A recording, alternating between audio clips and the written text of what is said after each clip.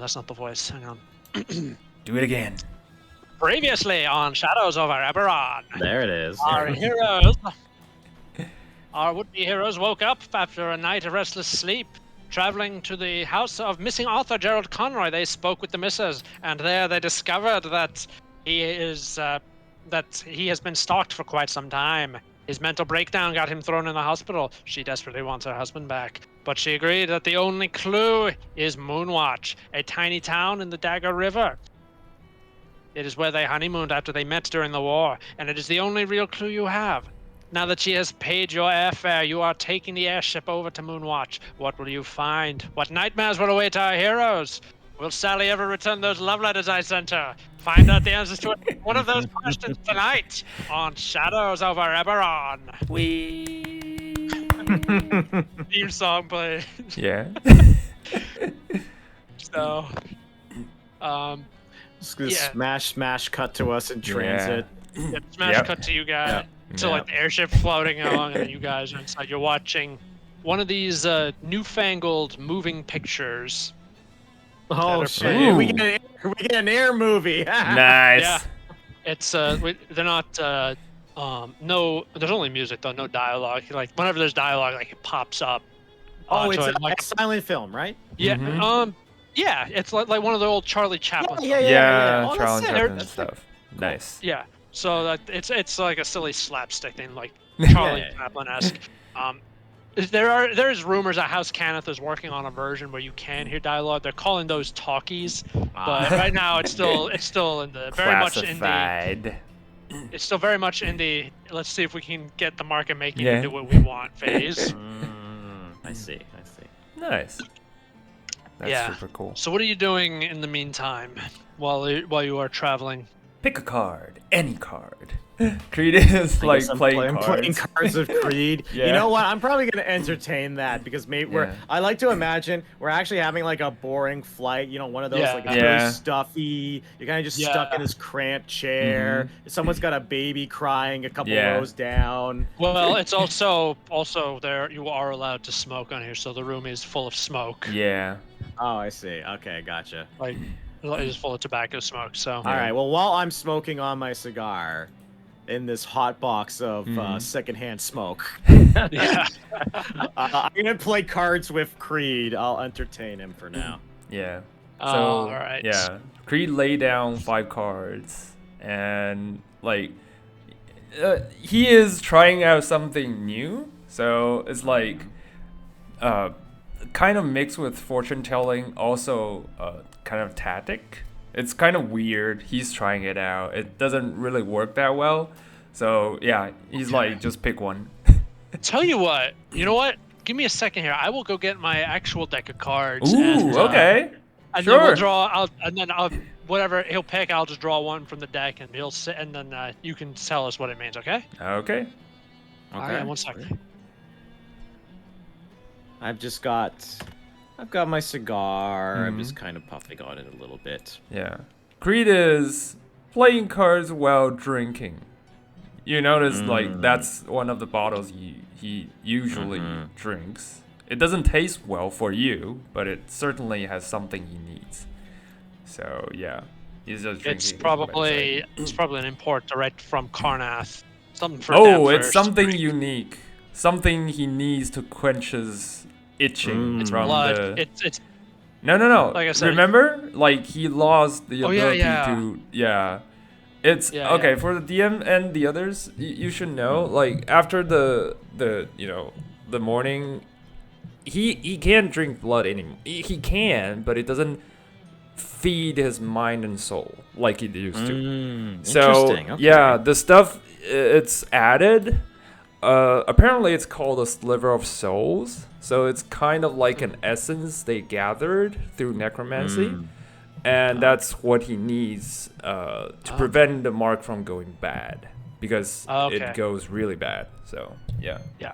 Robin, as I'm shuffling these cards, do you want the jokers in the deck or not? Sure. Why not? Alrighty.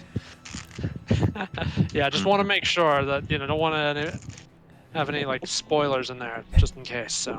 I see. I'm just just like staring at like. So, Creed, is this like pick a card, any card? You're gonna shuffle them around, and then you're gonna find one behind my head or my horn, kind of deal. Well, it's something better than that. It's fortune telling. Something I learned that from the guy down the street, from our apartment. You know. The guy from the street. You mean the guy who drinks himself to sleep every day? Yeah. That's the guy. Oh yeah, that guy. Yeah, that's the guy. While he's drunk, turns out while he's drunk, he's actually a fortune teller. Yeah. All right. So I am going to. So I have just laid out 5 cards. Yeah, on the left table. Left to right, it's numbered on the table. Yep. Left to right, it's 1 to 5. So pick a number, and that is the card I'll flip over. I will pick number 2. That is the Queen of Hearts. Yeah. That is the Queen of Hearts. What does that mean, Robin? Let me check. And then he quickly goes to his pouch like, what does the Queen of Hearts mean? He's like, read. I have to. Like, I just learned this a couple of weeks ago. You couldn't expect me. And while I was drinking. Your tarot card for dummies book, and I'm just, like kind of chuckling a little bit. A reference guide for the rest of us. Yeah. A reference guide for those of us who can't afford a full-on tarot. I look at Creed. So the guy you learnt this from, the guy who drinks himself to sleep every night, he was the one who gave you this book, right? You didn't just. No. I marked down his words.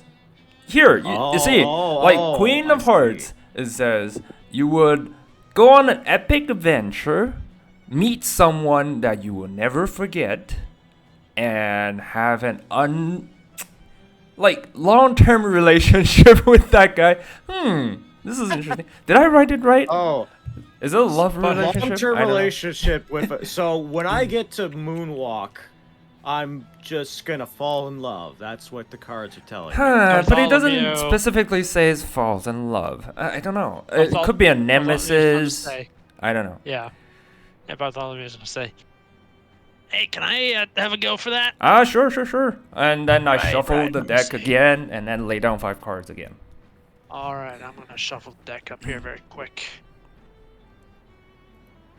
Please, Bart, go for it. Ooh, I'm so excited. What will the fates hold for me? What kind of horrible luck will happen? Wonder what's gonna happen. The mind boggles. You look at Bart. 4 of Hearts! 4 of Hearts? 4 of Hearts. Lots of hearts going around. Yeah. Interesting. Yeah. It says... Let me look. Okay. It says you will. That doesn't seem right. Oh dear. No. It just says you'll. You know what? That doesn't count. Let's do it again. No, it counts. What does it say? Nothing. Nothing. Let's do it again. Let's do it again. What did you draw? 3 of swords? Like it's like. You drew the headsman card. Yeah. Yeah. No. I, as somebody who has had his tarot card reading, the funniest thing that ever happened to me was my sister drawing 3 of swords, which is the card about disaster. Your future will be filled with misery and a terrible event, and that was literally before 2020 started. Oh crap! And I was like, "This is your fault." That is the weirdest coincidence I've ever seen. That's why me and her were like going bonkers. It's like, what did I do? All right, I drew a new one. 3 of spades. 3 of spades. Okay, that's much better. You'll just go on a happy life without anything interesting happen. Just boring but normal. Yeah. That's correct. Yep. Okay. Awesome. I'm gonna get a. I guess I'm gonna find like a dilapidated mansion and fill it up with my zombie servants. Yep. That sounds pretty normal to me. Yeah. I just take a long drag on my That's cigar. totally it. Yeah. Nothing else. Yeah. So, you know what?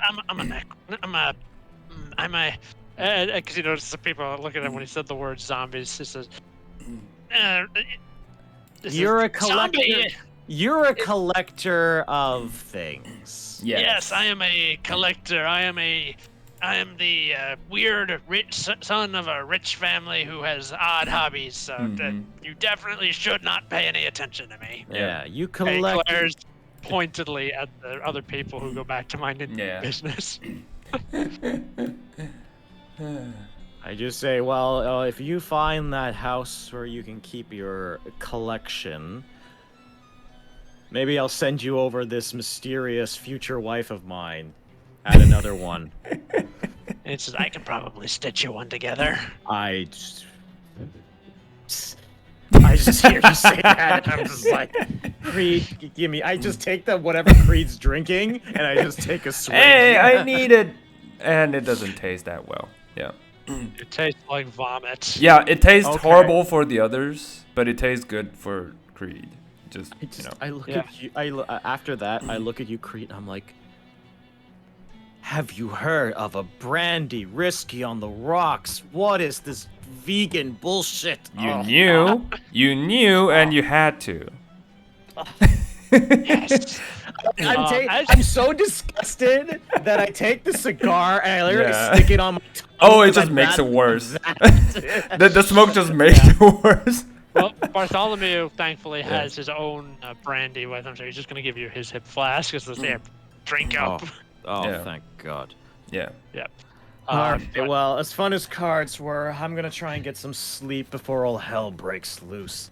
Well, funny as you say that, you hear like the little dinging, and then the from the front, the pilot says, "Attention, everyone! This is your captain speaking. We are making good time. We are going to be landing in Moonwatch in about 30 minutes. According to the recent calls from the radio tower, beyond the city walls, there's apparently something of a minor zombie plague. We've been assured that it is entirely 100% under control, but that anybody who ventures beyond the city walls should only go armed, and also the city takes absolutely zero liability for anything that may happen out there. And also, they cannot guarantee your recovery or non-zombification. Thank you for choosing to fly on Air Leander, and we hope you have a fantastic rest of your day and a wonderful stay in Moonwatch." I just kind of side-eye Bartholomew after that's said. He's just going to say, "Well, looks like I found my servants." Yes. Fresh materials. Yes. No, it's not fresh materials. I can literally cast create undead on an existing undead and take it over. Maybe you should have this conversation when we're off the plane. Yeah, when you're off the airship. Well, 30 minutes later, you have docked and you are off the airship. And Moonwatch, here we come. Yep. Despite the fact that there is a zombie plague going on outside of the walls, everybody inside the walls seems pretty chipper, honestly. Like, it's not like they don't care. And you do occasionally hear gunshots from the wall as they shoot a zombie that's straying too close. But most people, like, after the horrors of the last war, like, this is like a few undead roaming around outside is nothing. Yeah. Either like the scale of the problem is being overstated, or it's like, is it kind of like I get the sense that it's covered pretty well. Like, you enter this town, if nobody brought it up, you probably wouldn't even think that there was something terrifying just a couple. Yeah, they got it. They have it covered as far as like they're giving the impression that this has been covered pretty well. When you do like listen in on people talking, like you hear people saying this, "Oh yeah, I saw some. There are definitely some zombies out there. But you know what? We got people with guns. They're making sure that the dead can't get in, making short work of any dead that do try to reach the walls. So, I mean, it's business as usual. You just got to be a little more vigilant. You just got to keep your head on a swivel." Yep. Hey, if it works, it works, right? Like. Yep. Right. As Mick is kind of like, walking in now. Mick was told very clearly from Miss Conroy that shit is being watched. There are eyes everywhere. She is being watched. Yes. I'm also concerned that whatever eyes are watching her are watching us right now. So I'm just gonna make a general investigation check, see if I notice anything kind of shifty as we're walking in, like maybe somebody who's like trying to keep an eye on us, but like discreetly. I'm curious if there's any eyes on us at the moment. Okay. All right. So can I make an investigation check? Yeah, absolutely. Okay. Well, I mean, investigation is more like an active, like you're actively looking. You probably need to make like a perception check. Okay. I think. And can Bartholomew give me the help action? Absolutely, yeah. Okay, Bartholomew. You're being helped. So make it with advantage. All right, let's do this together. 18. 18. That's good. That's good. Nice. With that, you don't see like anybody like acting out of the ordinary or anybody like actively suspicious. You do see a colossal warforged flawlessly just pick somebody's pocket, but like beyond that, you and like the general unease that you get, like you do feel like someone is watching, but you can't actually notice them or you can't see anything. So I can feel that somebody's watching me. I just can't pick up a face or anything. Yeah, you can't see it. It could be like magical. It could be like they're really good at blending into the crowd, but you don't actually see anyone or anything untoward. For all intents and purposes, it's just a normal airship dock. So Bartholomew is going to sidle up to you and just say, yeah, I think just standing around and looking around is pretty suspicious. Let's head off into town. All right. Let's make our way. All right. Let's go. Yeah, and like entering the town, one thing you notice is that everybody is armed. Like people have swords and knives and at the waist. A few like former soldiers you would assume have guns. There are definitely active soldiers running around, but like I said, every so often you do hear the crack of gunshots as the soldiers drive off some zombie that decides to test the walls.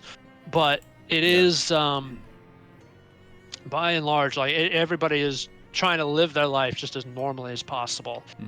If you've seen like pictures in World War II of Britain, London, when London was being bombed during the Battle of Britain, like it's occasionally like you see, like for example, like milkmen delivering milk by walking over the rubble of last night's bombing. So it's kind of like that. Even though there is a war on, I'm not gonna say there's a war on, even though there is a problem outside of the walls. People are stubbornly just trying to live life as normally as possible. So even though they did a good job of like concealing the fact that there's a big zombie horde just maybe a ways out, is the town itself a little bit war torn or anything like that? There's some damage. I mean, it's been 4 years since the last war ended at this point. So there is some damage. There are some scars on buildings from when saboteurs came around and blew it up. But Breland, the country of Breland, where you guys are in right now, was largely spared of the ravages of the last war. Yeah, but we're asking what we're asking is the current zombie tide situation. Is it causing the town to be a little tense? Be on edge a little bit?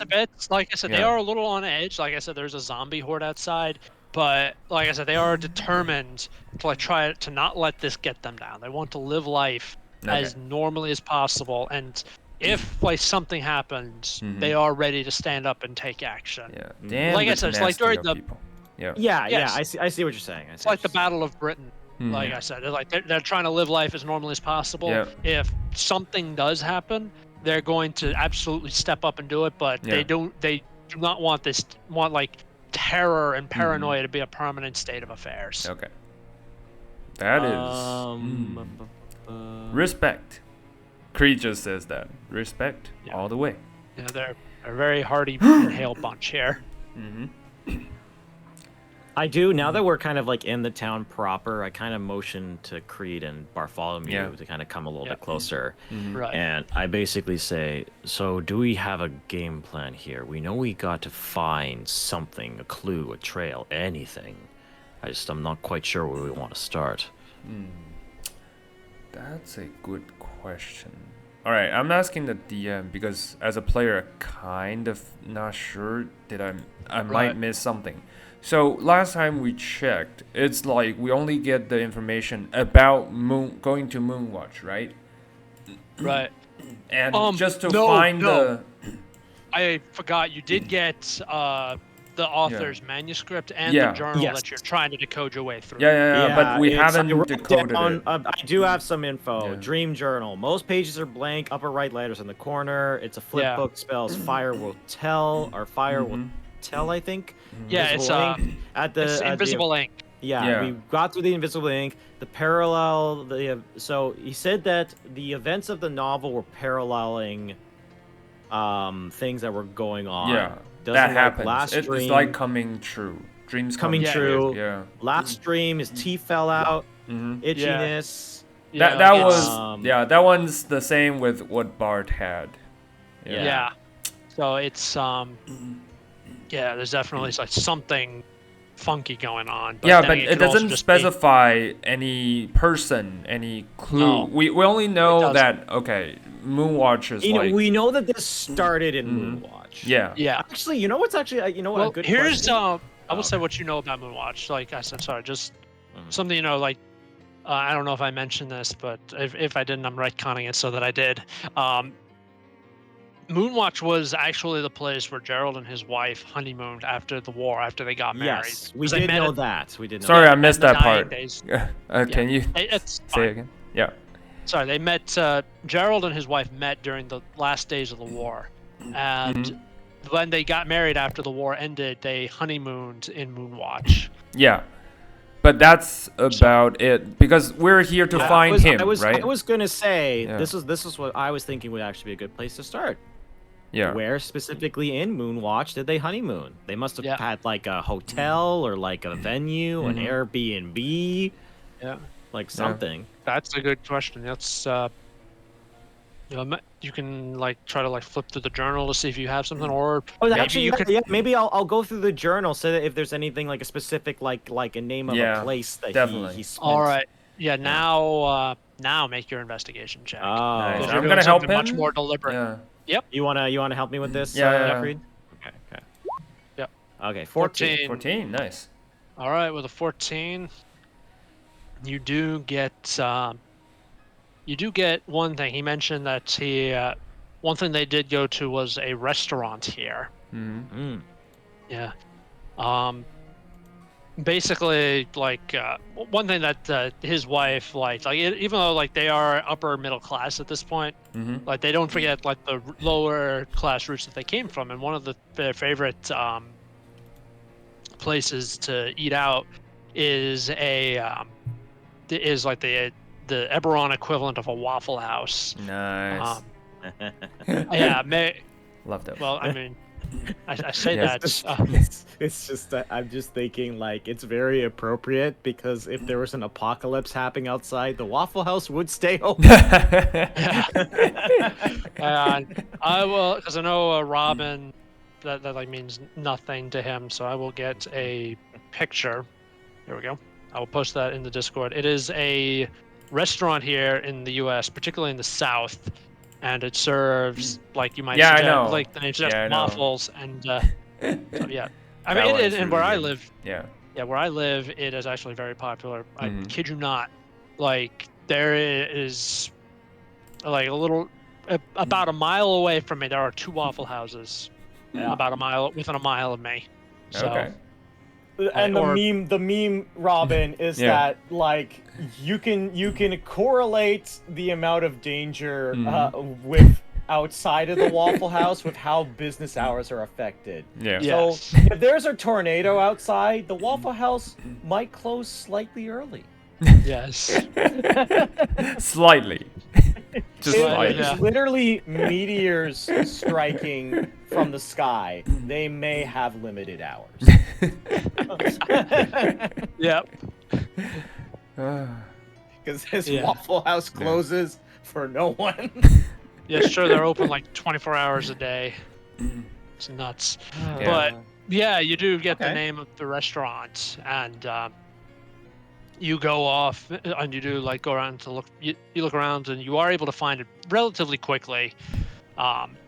You're not sure if this is the restaurant that they went to, but you know what? Let's find someone who looks like he's been there for a while. Yeah. And Did they ask have them. like an anniversary or place they frequent? Is it this place?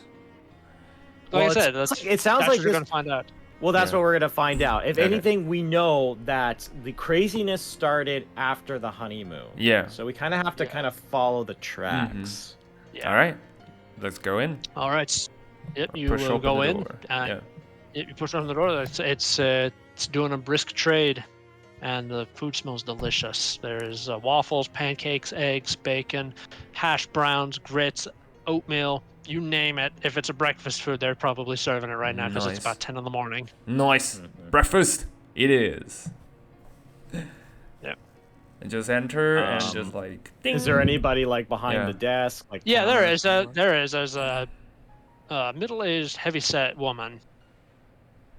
And she's basically she's got a bit of a smoker's voice, and like you can see like she's got like the ashtray behind the counter and everything. But she sees it come, she's like, "Hey, hi, welcome to I don't know what the restaurant should be called. Help me out here, guys."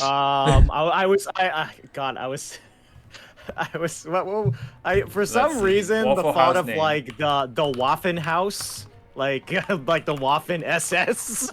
No. I don't know why that popped into my head. I'll think of something better. Yeah. Waffle House names. Let's see. Waffle House names. I'm going to ChatGPT here. I'm sorry. Waffle no! How Wonderland. could you use Waffle AI to Haven. solve your problem? Fluffy Waffle House. Lovely Crisp. Waffle Bliss. Waffle Kingdom. Wafflicious. God, there's a lot of names. Waffle House generator.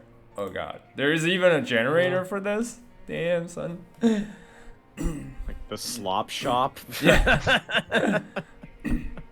But that's not exactly we need a place that has a slightly romantic name to it. Yeah. All right, so here's the prompt. I'm putting into ChatGPT. Give me names for a Waffle House style restaurant in a fantasy setting. Okay. What does ChatGPT say? They have given me the Enchanted Griddle, Ooh. Dragon's Waffle Den, the Waffling Wizard. The Waffling Wizard, it is. Yeah, I kind of like the Waffling Wizard. Yeah, the Waffling Wizard, it is. The idea of this being like a chain, like a McDonald's. Yeah, nice. What about Waffles and Wyverns? Waffles and Wyverns is pretty good. Yeah. I kind of like Waffling Wizards Shrek 2 more. reference, Friar's Fat Boy. Yeah, I was gonna say the Batter Bard is another one it gave me. Ooh, the Battered Bard? Batter, not B-A-T-T-E-R, like waffle batter. Yeah, Batter Bard. You know what? I think I'll use that one, the Batter Bard. Yeah, why not? Okay. Yeah, yep. So that's Sure. I mean, it sounds like a pretty good chain restaurant name. Nice. Yeah, that makes sense. Okay. Yep. So the old lady, she sees you. Well, not old, middle aged. She sees you and says, "Hey, welcome to the Batter Bard, everybody. My name's Samantha. I'll be your taking your order for today. You need a menu?" Yes, please. And please introduce us to your special. Like, what's the best thing, like, best set you have? She's gonna, she hands you the menu. She points to it, says, "See that? That's what we have. It's a little more. It's all you can eat waffles, but it's like 3 times the price of a normal waffle waffle meal. We'll take it. It is all you can eat. We'll take all right, it. It's gonna be 6 gold per person, so 18 gold total. I ain't paying 6 gold for this. I'll just have a coffee, ma'am. All right. All right. I'm gonna pay 6 gold for this getting tourist trap. Oh. I'm gonna be happy with you. Yeah. All right. Yeah. So you get a coffee for 3 copper. I'll just give her a gold. Yep, and she will give you the change. That'll be 9 silver, 7 copper in change. Yeah. I gave her 6 gold pieces. All right. Yeah, and you eagerly waiting for my meals. Yes. Yeah, she's gonna say like, yeah, she puts the gold into the register. She looks back. She says, "Order up! We're getting another order of the all-you-can-eat waffles." And then from the back, you yell, "Yeah, seriously, come on!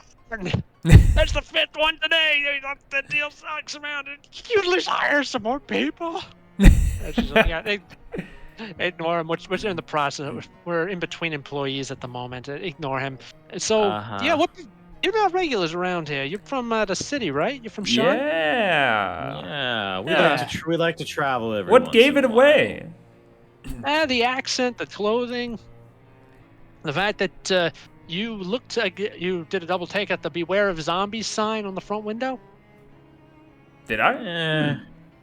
That's weird. Fair point. Yeah. You know, I mean, some days I do kind of wish we were in Karnath, because we could speak with some necromancer, like harness those undead, and I could solve my chef's problem of not having enough. I covered Bart's mouth before he jumps in. Yeah, before he says anything. He's not. He's looking at the menu. And he's thinking to himself, I could go for some hash browns right now. Okay. Yeah. So, but she says, yeah. You know what? Some things are. It is what it is. So what brings you out here? Ooh, actually, you may be surprised. Yeah. This is where Mick's gonna do something stupid. All right. Mick's gonna say, "Well, I have to ask. You've worked at you've been in Moonwatch for a while. I'm assuming, right? You kind of know the lay of the land, kind of deal. All my life, born and raised here, except for that brief stint when I left to go serve in the war." Oh. Really? Interesting. Well, I hate to break the news to you. I'm unfortunately taken. I'm going to be engaged pretty soon. What? Says, what brought that on? Well, I heard this was a relatively romantic place. At least that's what some of my friends were recommending. Yeah, it's a nice vacation town. People like the honeymoon here. Every so often they go down to the beach to have weddings. The beach, you say? You know what? My wife was looking for something around that line. Whereabouts is this beach, if you don't mind me asking? It's literally, she points it's literally to the southeast. It's a beach on the outright where what's the word? Oh, my marriage not working tonight. I'm sorry, guys. It's good. It's a beach right out there on the banks of the river. Like a lot of people, a lot of them, like the newlyweds, they get on, they do like the just married thing, they go sailing on down. There's a there's like some like cabins out there that you can rent and everything. It's fantastic. Okay. So the newlyweds, all that stuff. Yeah, they'll usually frequent that place. Like they go out there, they spend like a week out there, just having fun, just relaxing, roughing it, living off the land or whatever supplies they bought, and then they come sailing on back. Okay, interesting. But yeah, ever since the zombie apocalypse started happening outside our walls, it's been heavily discouraged, shall we say? I see. Hard to make it down there with a bunch of undead clawing at your feet. Yep. Yeah, I mean, if you're the adventurous sort, then I mean, I can understand why you do that. But I mean, it's well, my wife is adventurous. That can certainly be said. Let's take another puff of my cigarette. Yeah. I was like, any other like local like info? Just because I mean, this beach sounds wonderful, but well, I mean, any other if you're looking to get your fortune, if you're looking to like get your, if you're looking to get your looking for like some good luck or something. We do have like a local celebrity, but you probably shouldn't. Oh, is he the talk of the town? She is fortune teller? Yeah, she is I don't remember what it's called now. I'm sorry, 1 sec. No worries. Take your time. Trust me. As somebody, as a DM who has like 50 freaking characters in this campaign, I get it. Yeah, she's like, don't worry. So like the waitress is like, she's her name is Mama Katya. She's a dusk hag. Ooh, a hag. Okay. Yeah, the thing about you've heard the stories of dusk hags. Yeah. The thing about them, like they see visions of the future and they can send messages, influence dreams, inflict nightmares. And unlike most other hags, dusk hags will always give advice that is genuinely helpful. However, the advice is always extremely vague, and most people interpret it the wrong way. Interesting. I see. So you're saying this Mama Katya, not exactly the person we want to cross paths with? So, well, no, I mean you can if you want, but like I said, like she, some of the things she gives, like it can hurt you. So it can hurt you. So don't. So do it at your own risk, is what I'm saying. Okay. Hurt. Like, can you give us an example of how, you know, like anyone her advice, recent yeah, like hurted across, by you know... that, yeah. Yeah, there was one guy like about a year ago. That was the last one I remember. He came in and he went to Katya, and she told him, "Yeah, beware the red-handed one." Okay. That sounds okay.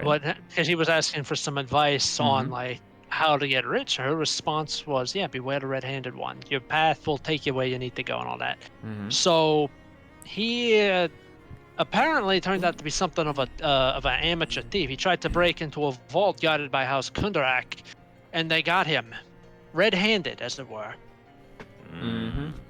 So you understand now what how she likes to mess with people. I see. But that's more like that guy's fault, right? He's too. Also, the fact that she has red skin also might have had something to do with it. So. Oh, okay. Yeah, I don't know. Like I said, it's she. If you want, if you definitely, if you want to, you can go talk to her. But like I said, I would advise against it. Okay. Gotcha. Thank you. Anything else of interest of this place? We might look around, you know, tourists and all. Yeah. Sorry, let me pull up a map here.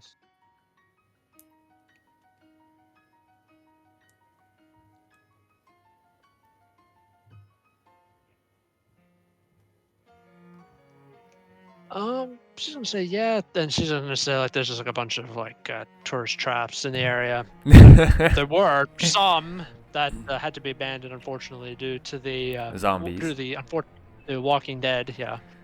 Including like some tourist traps like the Upside Down House and the world's largest ball of yarn. Okay, that sounds interesting. Yeah, if you've ever.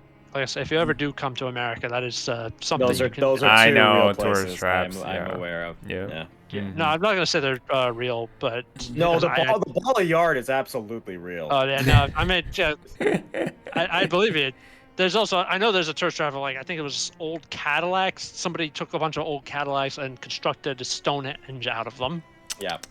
Like so, it's like there's a reason they're called tourist traps. They're genuinely interesting. But yeah, there's a bunch of like tourist traps out and about here at Moonwatch. Cool. Okay. I kind of finished my coffee and I just kind of look at Creed like I'm ready to go sleuthing if you are. But my meal. Yeah, Creed is as you say that, she goes back into the kitchen, you can eat waffle out with a stack of half a dozen waffles, Bart's, because he doesn't really have teeth, is eating oatmeal and grits. Yeah. So Creed, you get this like I said, pile of half a dozen waffles with butter on top and in between each waffle, and it's just covered in golden syrup, and it is fresh made. It is delicious. Yes. I started eating, and looking at Mick, it's just like I said, you're not getting any. Yeah. No, you're not getting. Bartholomew's gonna look at like, I'm having a heart attack just looking at that. Don't worry, I don't get heart attacks, so. Yeah, you need a heart for that first. Yep, you need a heart for that. I shake a head at the cat making puns. Yeah. Yeah. Well, you know what he does. That's his thing. He makes puns and jokes. Oh, I'm aware. I looked at his name again. I forgot about that little insanity we did. I guess I'm just gonna look at Creed like slurping down on this all-you-can-eat thing, and I'm like, I'm gonna go. You enjoy your waffles and whatnot. Yeah. After your initial half a dozen, they're gonna bring you one at a time just to make sure that you don't bite off more than you can eat. Yeah. But Creed don't want to waste food here. That's Creed the real is super sin. hungry. Yeah, Creed is super hungry, so he just ate it all, just everything. Yeah, he's just eating. Yeah. I think if Creed is gonna eat and just kind of chill here for a little bit, Mick's gonna finish his coffee and he's probably gonna go and see if he can maybe get some information on just how to get to this lake. Okay. Like I kind of want like a general direction on like what road should we take? Like is there a I'm not saying like a safe route, but is there a safer way to get there? Not just going head first into zombie flesh. Yeah. All right. So before we do that, Mick, Creed, I want you to roll 1d20 plus 6 for me. That's how many waffles you're able to put away. Nice. Slash roll 1d20 plus 3. 3, right? No, 6. 6. Okay. This is the initial 6. Wow. Yes. 12 waffles. Yep. You just put them away, and then finally after 12, you're like, yeah, you know what? I don't think. I don't think the. Please give me a to-go bag. Thank you. Yeah. Yeah. Anyway, Mick, make an investigation check to go asking around town. What's the safest way to get to these vacation cabins out on the coast? Okay, 14. 14. That safest way is to rent a boat and then go sailing out. So there's like an actual like river or like body of water that connects to this lake. Yeah, let me take a. Well, it's a lake. It's not a lake. It's not a lake. It's a beach, right? Yeah, I'll take a picture of the area. I'll show you. All right. Ooh, take a picture. South here. So here is. Right, sorry if I'm not getting the visual. Okay, no. I completely understand. It's my fault entirely. Let me upload a visual for you so you can understand. Damn, the DM is like going really hard, going into the fantasy land to take a picture for us. Yes, here you go. Here's a map. That is amazing. Here's Moonwatch and some immediate surroundings. You're probably gonna go like a little bit down to the southwest where that little bump is. It's not a lake. But it is a beach. It's got a great view. Okay, I see what you're saying. So so we can take a boat to this beach that's part of this like water mass essentially. Yes. Yeah, the Dagger River is what it's called. This particular part of the river is known as the Hilt, because if you look at a map of Eberron, it looks like a dagger. Yeah. Oh, I see. Yeah, where it would go out to that. Okay, got it. Yeah. Gotcha. All right. Well, if that's the case, then Mick's probably going to see if you can find a ferryman, or at least somebody who'd be willing to rent or let him get a hold of a boat. Rent a boat. Yes. Yep. Rent a boat. Yeah. Rent has gone up because they don't want to rent a boat to somebody who is going to go out and get eaten by zombies, and then they don't get their boat back. Yeah. Okay. So you are probably going to be leaving down a deposit of about 10 gold plus another 2 gold per day. I could probably, I can afford that. We've got a decent amount of gold. Mm-hmm. Right, and plus you're going to be maybe fighting something and taking its money. So true. I guess I'll go find whoever's the boat guy, and I'll just say, "Look, hey, what can I do you for, my one-horned friend?" It's almost like, jeez, so much shouting this morning. Mick goes, I'm a loud guy. Don't mind it too much. Yeah, a lot of loud people here. Anyway, I'm looking for a boat. Something that I could rent for a couple days. You got something then? I got plenty, but where are you planning on taking it? Yeah, I'm searching for a honeymoon spot. Apparently there's this beach that's nearby. Yes, there's a place that's nearby. It's also full of zombies. Well, my wife is very, very adventurous. So, she's the kind of person that likes Your wife is an absolute loony. I'm just gonna say that because I'm 78 years old. I no longer give a shit what anyone thinks. I just stare at him and my fake wife that I'm making up, and goes, "Oh, you know, aren't they all?" So I will then just say, "Look, I just need the boat." So say, you need to leave a 10 gold deposit, and it's gonna be 2 per day. Risk has gone up, so the price has gone up. You understand? I understand, risk and reward. All right, I hand him the 10 gold pieces, and how much else or ever. It's 10 plus the first your first day. That's going to be 12 total. 12. Okay, got it. All right. All right. Well, you're gonna get this one here, and it's one called the Sea's Bounty. Okay. So it is a tiny little boat. It's got a little cabin in there, tiny magic power, dragon shard powered motor. Oh shit! It's got a motor and everything. Yes, this is Eberron. Of course, you know what? That's true. Here. We are scientifically, scientifically advanced here. I can't wait to this motor to mysteriously disappear and me to start build something crazy with it. Yeah, that'll only happen if you get super stranded. Well, not if you get super stranded, but if you dismantle the motor, because it is attached to the boat. Listen, they are either stealing the boat. Let me make the fucking lawnmower man suit. If you understand that reference, then you get bonus points for.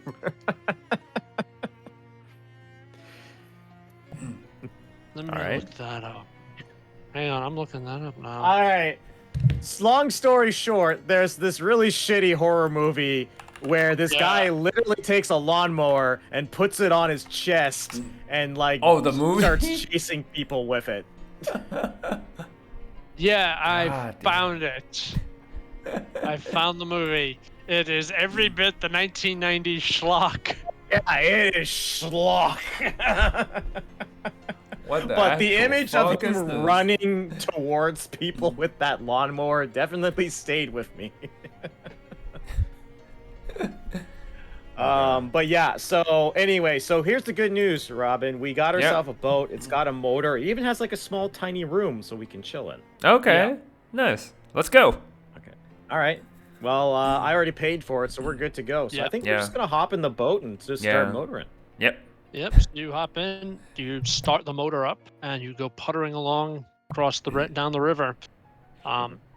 As you go away from the town of Moonwatch, you do occasionally, looking at the shore, you do occasionally catch glimpses of zombies just shambling around on the shore, just standing there.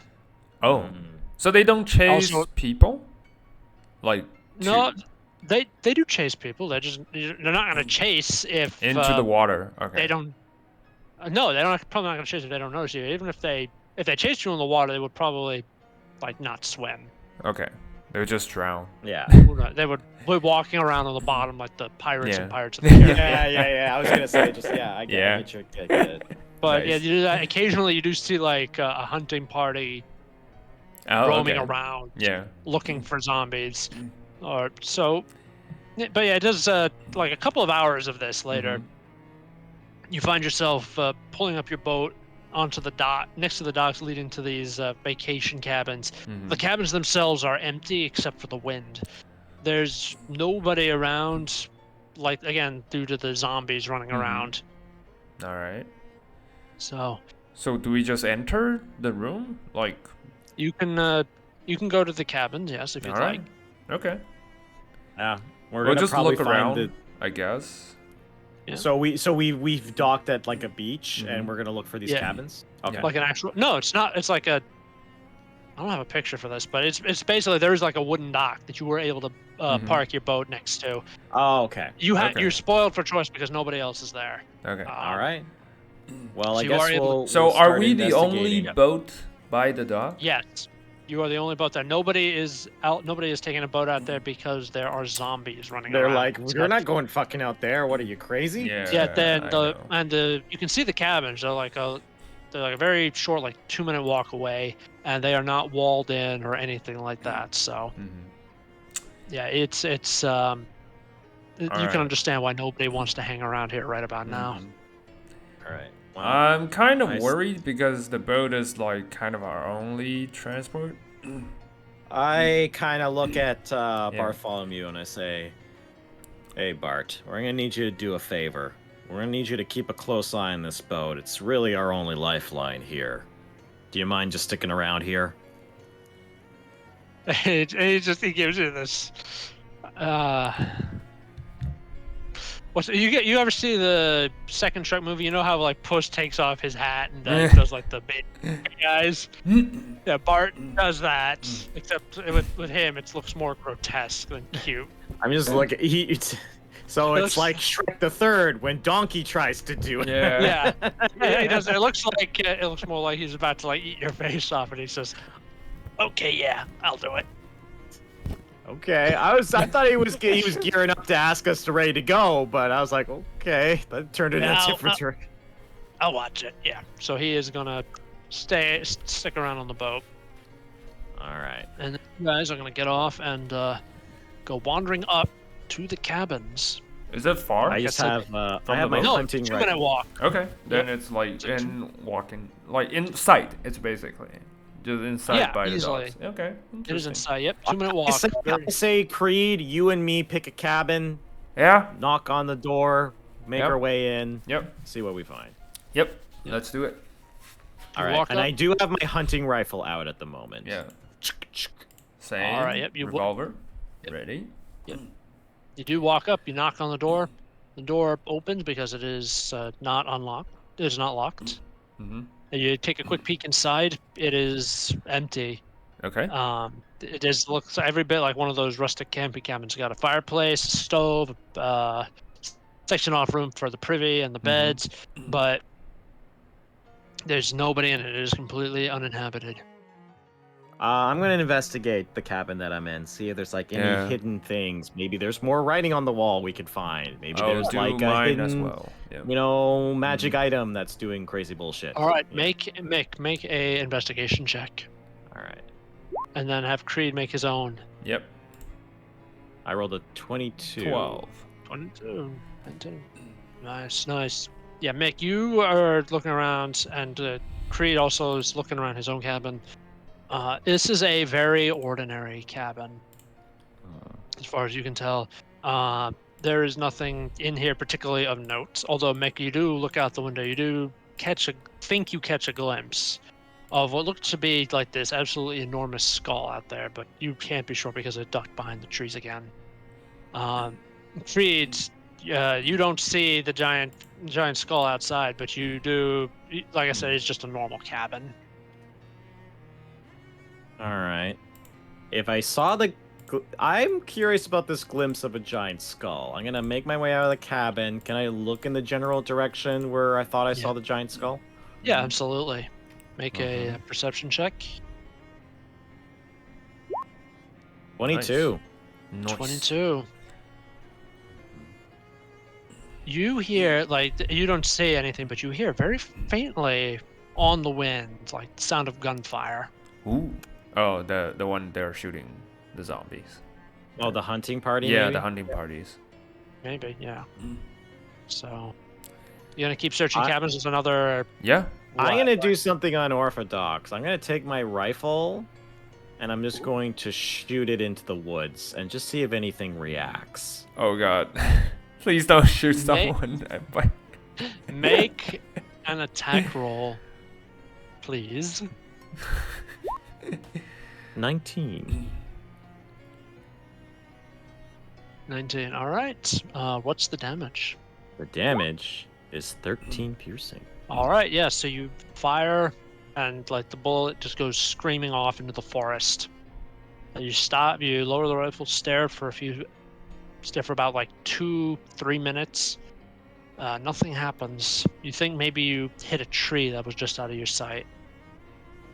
I'm gonna sit down, like maybe find like a beach chair that's nearby. Nice. I'm gonna pull out my cigar, take a drag, and then the tattoo on my back shoulder is going to start pulsing as I ritual cast Detect Magic. Nice. See if I notice anything maybe necrotic, maybe evil. Are you like in the movies, the old man holding his gun in his lawn? I'm literally sitting outside the woods in this lawn chair with the rifle, just reloading it and just like sitting there, like get off my lawn. Get off my lawn. As my back starts to glow. Nice. I just spent 10 minutes doing this. Yeah, meanwhile, Bartholomew is just watching from the boat, and it's like... Bartholomew has no idea why I'm doing this. This looks so weird from his perspective. Yeah. He's like, what are you idiots doing? I could have been doing this. So, you don't sense any magic around you right now with that check, but it does last for up to 10 minutes, so... You can just wander into each cabin in turn and see what you can know what? feel. I'm gonna start wandering into each cabin. Nice. All right, you start wandering. As you notice, like these cabins, there's like about 12 of them in total. And they do like seem to be built on like a rise, going up to like the one at the top of the cliff. Basically, we just search like 6 each, I guess. Yeah, basically. Yeah, so you go and you don't detect anything inside of it. Nothing nearby, even on the edge of the woods. Maybe something that could possibly be underground, like just nothing pings. Let me check something here. Because it's 30 feet. It's like a 30 feet aura around me, essentially. Right. I mean, that does naturally doesn't preclude that something might be lead line. I mean, yes, that is fair. But I mean, if it's lead line, then I'm fucked. But yeah, not to get your paranoia up, but but it is. It could just also be that there is nothing here. Yeah. So, I mean, then again, this is it is a renewable resource. So, yeah. Trying to find something here. Take your time. Don't worry. Let's see.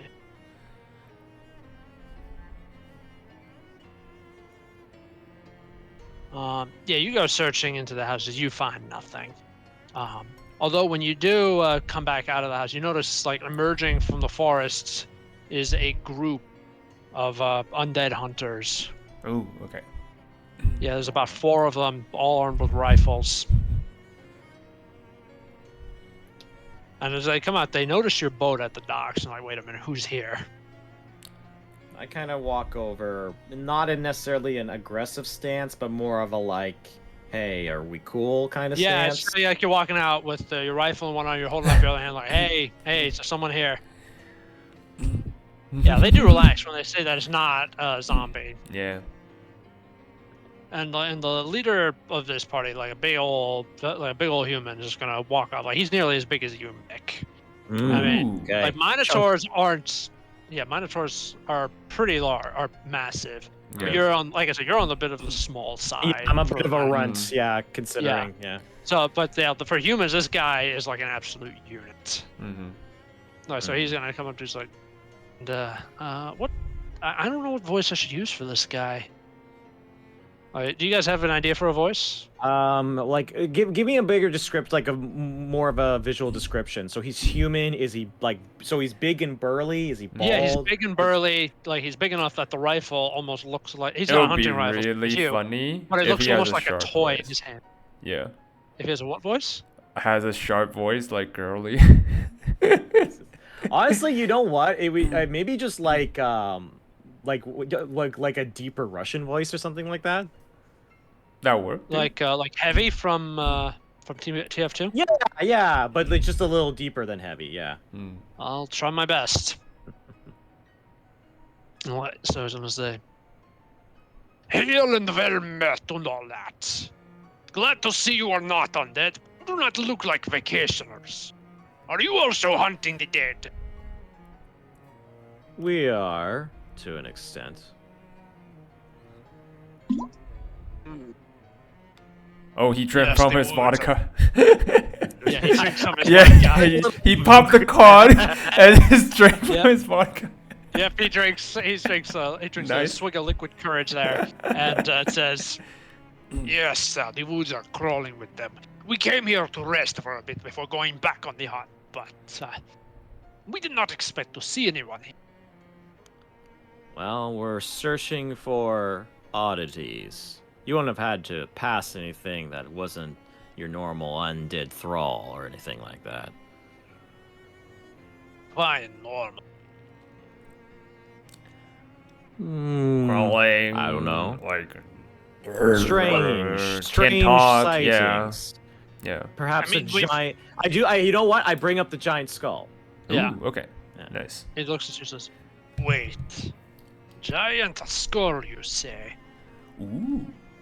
There are no giants around here." Saw something seemed rather large. Had a skull-like face. Maybe a bigger-sized undead. Something walking around these parts. Yep. Yeah, one of the hunting party members, who basically he looks and sounds like Cletus from The Simpsons, without the yellow skin though. He's like, "Oh yeah, we can. Yeah, y'all think we can like shoot them and stuff? Like, do you think our guns will have any kind of effect on something that big? If it's as big as our bull friend here is describing it, like I don't know, man." The South American. I think we might need to get like the actual army in here or something.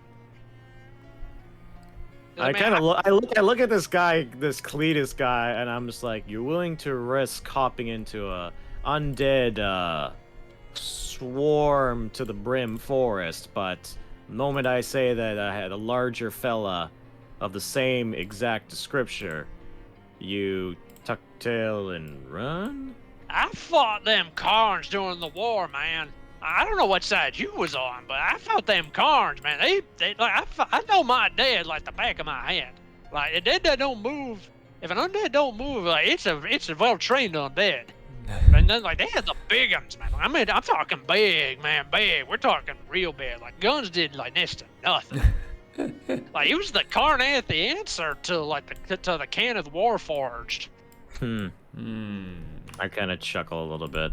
Like you heard about them big old Warforged, not like the the giant army squishing little ones, but like the next size down. Like they had those, and then the Karns were like, okay, yeah, what anything you can do, our necromancers can do better. And then they just started like cranking out like them big, and like man, like they ignored bullets, man. Like they literally ate lead. Like I ain't even joking, man. I believe you, Cletus. I surely do. How'd you know my name? You look like a Cletus, and I'm a detective. Let's take another drag of my cigarette. Well, that makes a little bit of sense there. And then the leader is just gonna look at you again, Mac, and say, "What is a detective doing out in the middle of a zombie apocalypse?" What any detective does: detect, follow trails that people try to keep hidden. And he's gonna look at the cabin and says, "Well, you find what you're looking for." Not yet. I'm actually kind of curious. Can I make an insight check on this guy, see if he's like maybe hiding something or? Absolutely. Yeah. All right. My insight is not great, but I'm gonna try it anyway. Yeah. Set to his low insight. It's not great. Yeah. With a 4, you like absolutely cannot get a read on this guy. Ooh. Like that makes sense. Yeah, it's like the dream journal. It's like the journal with the invisible ink. Before you realize it was written in invisible ink, it just made no sense. It's actually I think about the dream journal, and then I get a horrible thought, and then I go, well, I'm pretty knackered, so me and my party might take some rest in one of these cabins for the night. I'm assuming you have your own place to stay, or will you also be partaking in the free room and board? Well, not here. There's other cabins out there. They're not walled up. But we've got... there are other cabins out in the woods, but we're going to probably stake one of those out for the night. But around here, that might be a bad idea. Why you say that? Well, there's less trees around. You can easily see the dead coming. But out in the woods, it's easier to set traps, and the dead are forced into narrower paths, and you can put traps out there. I shrug, and I kind of say, well, it has been a long evening. I'm certain you have had your own share of misadventures in the woods hunting the dead. Yes, zombies. I hate them. he's like white knuckled. I just gotta look at him and go, okay, this guy's a little sus. So I'm just gonna take a couple steps back, and I'm just gonna look at Creed, hey, give him a look that he's seen, hey, we need to have a talk privately, and I go to just one of the cabins. Yeah. Yeah. I just follow. And before you do, the big guy says, "Hold up there! Is that your boat?" Yes. Why? Okay, good. I thought that was somebody else coming on. I saw the ugliest looking cat. That cat was ugly. Oh my goodness. A cat, you say? Strange sightings all abound in these parts. Can you describe this cat? Right, he's tabaxi, about yay tall. Looks like hunched over, very scraggly looking. Interesting. Think he had a staff on him? A cat without a boat. Oh my god! All right. No, he's in the boat. He's in your boat, is what he's saying. Oh, okay. I'm I know what is. Yeah. You just look back and you said, "Did you bring anybody else with you?" Go talk to myself then, and I just go into one of the cabins. Yeah. No, I'll go. I'll go. No, it's fine. He's with us. Did you bring someone else with you on that boat? Yeah, that's our If we friend. did, that's not much of your concern, is it? It kind of is. What if the dead come and turn him? Well, He's it'll be well-equipped. very hard for him. He's very stubborn, stubborn enough to stay alive. So I wouldn't worry that much. Well, Yep. There is just one small problem that you two have forgotten about as you go wandering off. The thing you forgot about is Bartholomew is afraid of water. He spent the trip huddled in the cabin, and right now that's where he is. He's rocking back and forth. All right. He'll be fine. I'm gonna have a quick conversation with Creed, and then I will go babysit. No, I'll swap with Bart. But before, But I want to talk to after Creed after first the before conversation. you do that. Yeah, after the conversation. All right, yeah. All right, I go into the cabin, I close the door, and I I'm sit all down. yours. What's on your mind, All Mick? right. I had an interesting thought, and it's a real fucking bad idea. But it might be the only way that we can lure what caused this catastrophe to begin with. All right, shoot.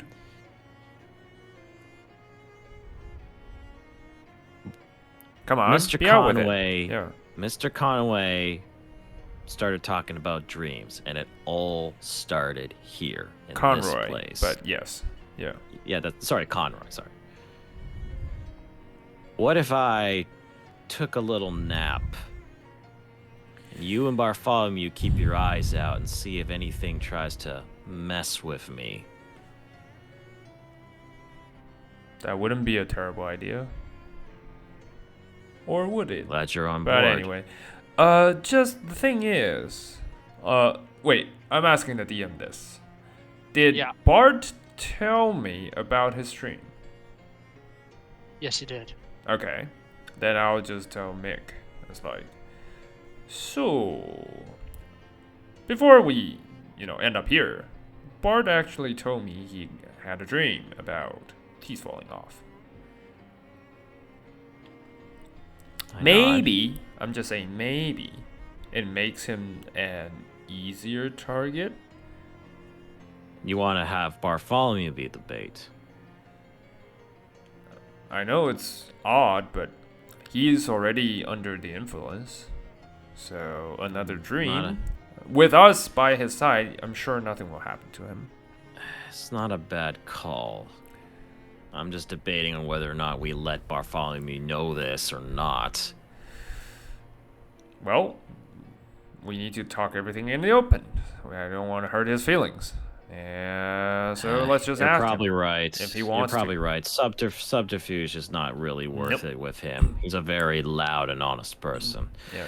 We'll go talk to Bartholomew. I'm sure he's all cradled up in like a little ball of fur because of all the water. Fuck, I forgot he hates water. I mean, you know what? we shouldn't have going to back. babysit the goddamn tabaxi, and I just get out of my chair. You don't have to babysit him, unless you're on the water. Yeah. Just walk over to the boat. Yeah. It's just like he's walking back and forth. He's muttering to himself, whatever coping thing his therapist told him to mutter, which is probably something like, "The water is outside the boat. It can't hurt you. The water can't hurt you." I look and go, Bartholomew, would you like to get away? Oh, you guys. Water's outside the boat. It can't Bart, get in. come on Bartholomew, out. it is literally a state of liquid. For the love of God, we're gonna have to teach you how to swim one of these days. No! Anything but that. You know what, Bart?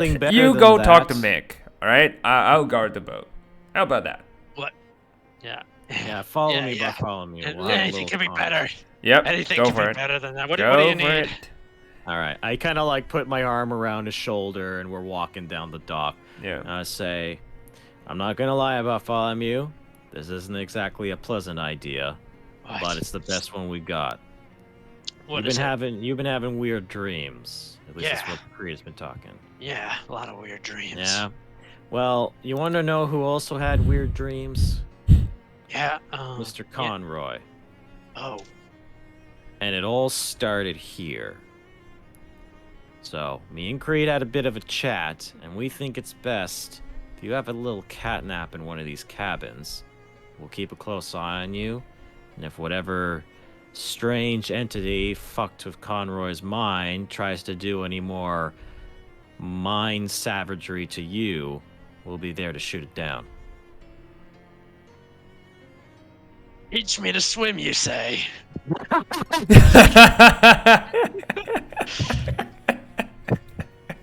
Bartholomew. No, I kid. Yeah, I'll do it. All right. Look, and I actually do get a little bit more honest with him, and I say, look, it's not something that I enjoy doing, and I don't like putting your life or Creed's life in risk. We don't got any leads. There's nothing in these cabins. These hunters barely know anything. They're just a bunch of sellswords shooting walking corpses. So the best bet we got is at the very least seeing if a little journey to some sleepless venture will get you. Mick is trying to use words, but it's like he goes, God fucking damn it, that did. We need, if you go to sleep, you sleep. Good things happen. This is both me and the player not having enough energy. Yeah. So I just basically say, look, just take a rest in one of these comfy beds. Me and Creed will keep an eye on you. Sound good? Yep. He's gonna go in, do the circle, like what cats do. Yeah. On the bed. Yep, beautiful. Just climbing down, then just curls up in there, and just immediately just goes to bed. Just. All right. That was fun. I'm gonna sit down in a corner chair in the room, just like a a parent watching their kid fall asleep. I'm just gonna poke my head out towards the boat, give Creed a thumbs up, say that kind of like he should be able to figure out what that means. Yeah, you see, Creed gave you a thumbs up as well. It's like nothing happens. Right. Yeah, so it's fine. And I'm just gonna sit in the room and basically watch Bartholomew sleep, and hopefully something will come, and we'll deal with it. I will say this, because I can ritual cast every 10 minutes, because I can ritual cast as much as I want. Every 10 minutes, I will just keep recasting Detect Magic in the room that we're in. Okay, yeah. I mean, when you did like, actually, something else here, because I just thought you could only cast that once per day, but if you're casting it Well, ritually, it's a ritual. Yeah, Detect magic is a ritual spell. He can So you ritual can't cast it ritual cast repeatedly. it. So Yeah. oh, okay, yeah. So you're Yeah. just, gonna This sit is there. part of the reason why I took it. yeah. Ah, smart man. Mm. All right. So here, I see you do cast, and just rocking back and forth in your chair, and you realize that Bartholomew has a very weird habit of sucking his tail unconsciously when he's asleep. Um, but after about like an hour of just waiting, you do sense like an aura of illusion magic settling over Bart. Hmm. I'm almost rocking like it's like I'm trying to pretend like I haven't noticed, and I want to kind of like do like a glance around the room. Do I feel like there's an invisible entity that's maybe trying to do something to Bart, Yeah. just like either investigation, see if like maybe is there like is there places that are a little bit more damper, like something invisible is standing near his bed, or maybe like something creaked the window open, or like just anything that would indicate an entity that is doing this. Yeah, make an investigation check. Yeah, you're standing up like and just wandering around, just making sure everything is not everything's okay, nothing's happening. All right, 15. 15. With that, you don't actually notice like anything unusual indicating supernatural presence. You do notice that Bart is no longer sleeping as comfortably as he was, and instead of sucking on his tail, he appears to be unconsciously chewing on his fingers. Yeah, I'm trying my best to think what I could do to. God damn it. You know what? I'll do a quick glance outside. See maybe it's something from outside the shed that's doing this, or the cabin. Outside the cabin, you take a look, and again, taking a quick look around, you don't see anything, and Creed does not see anything from where he is. Okay. What is causing this? You know what? One last thing. If he's still sleeping, I want to actually just do a glance over Bartholomew's body. Maybe it's something that's attached to him. Maybe it's something else.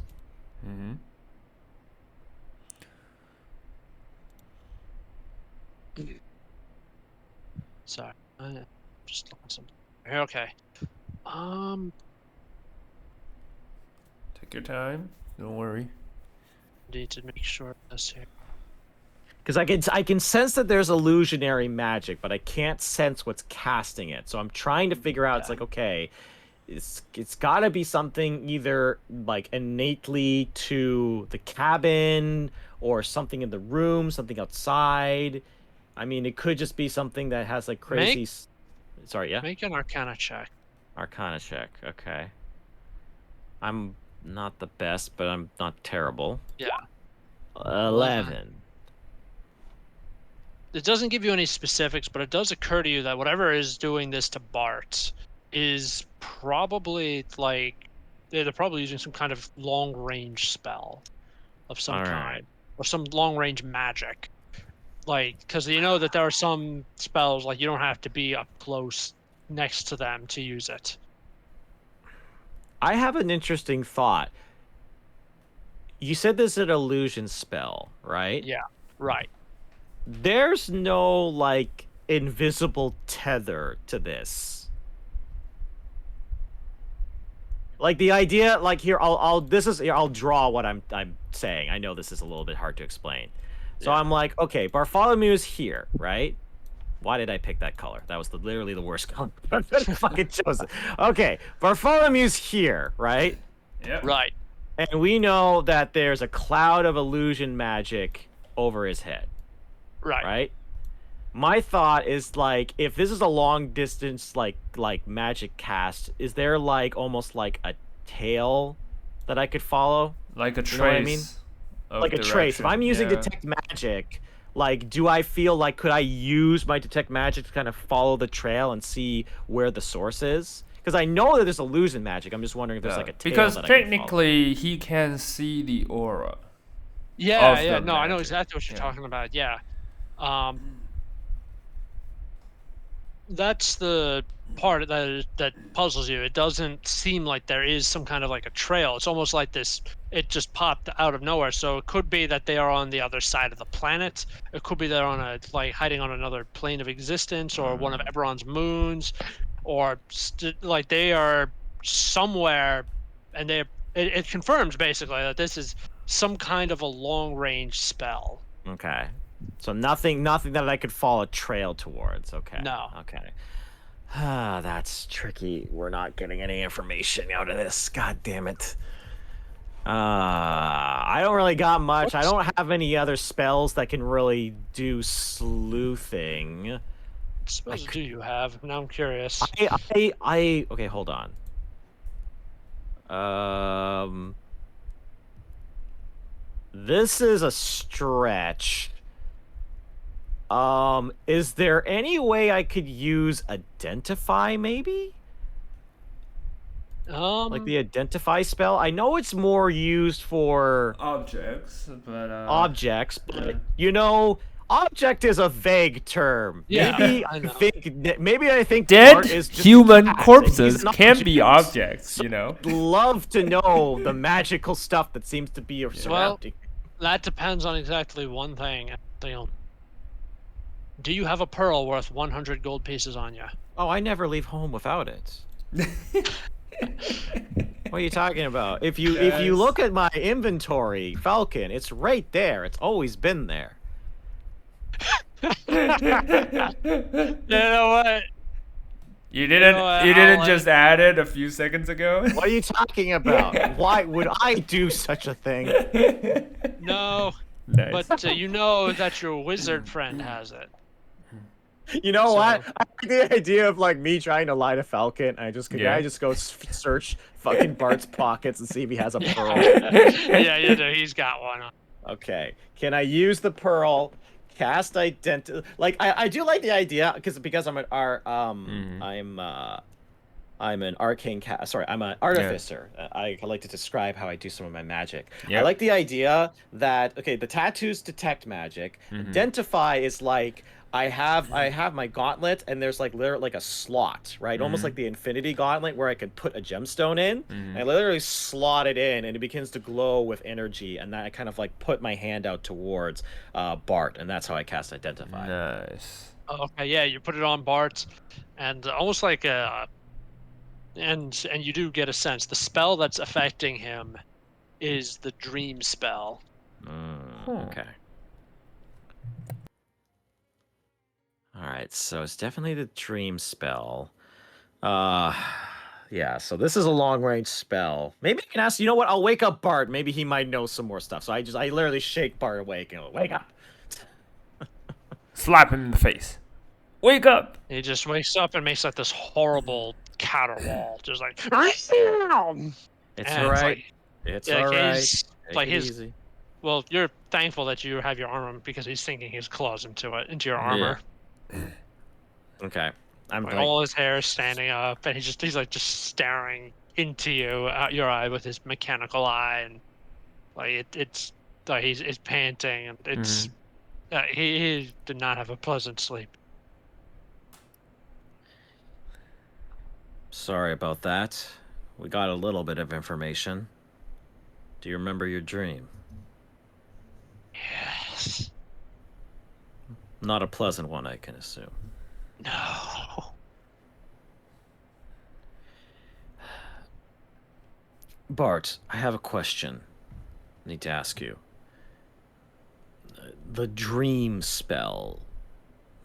How much do you know about it? Any weaknesses? Maybe something that leaves like a trail that we can follow? It's a powerful spell. It takes a heck of a wizard to cast it.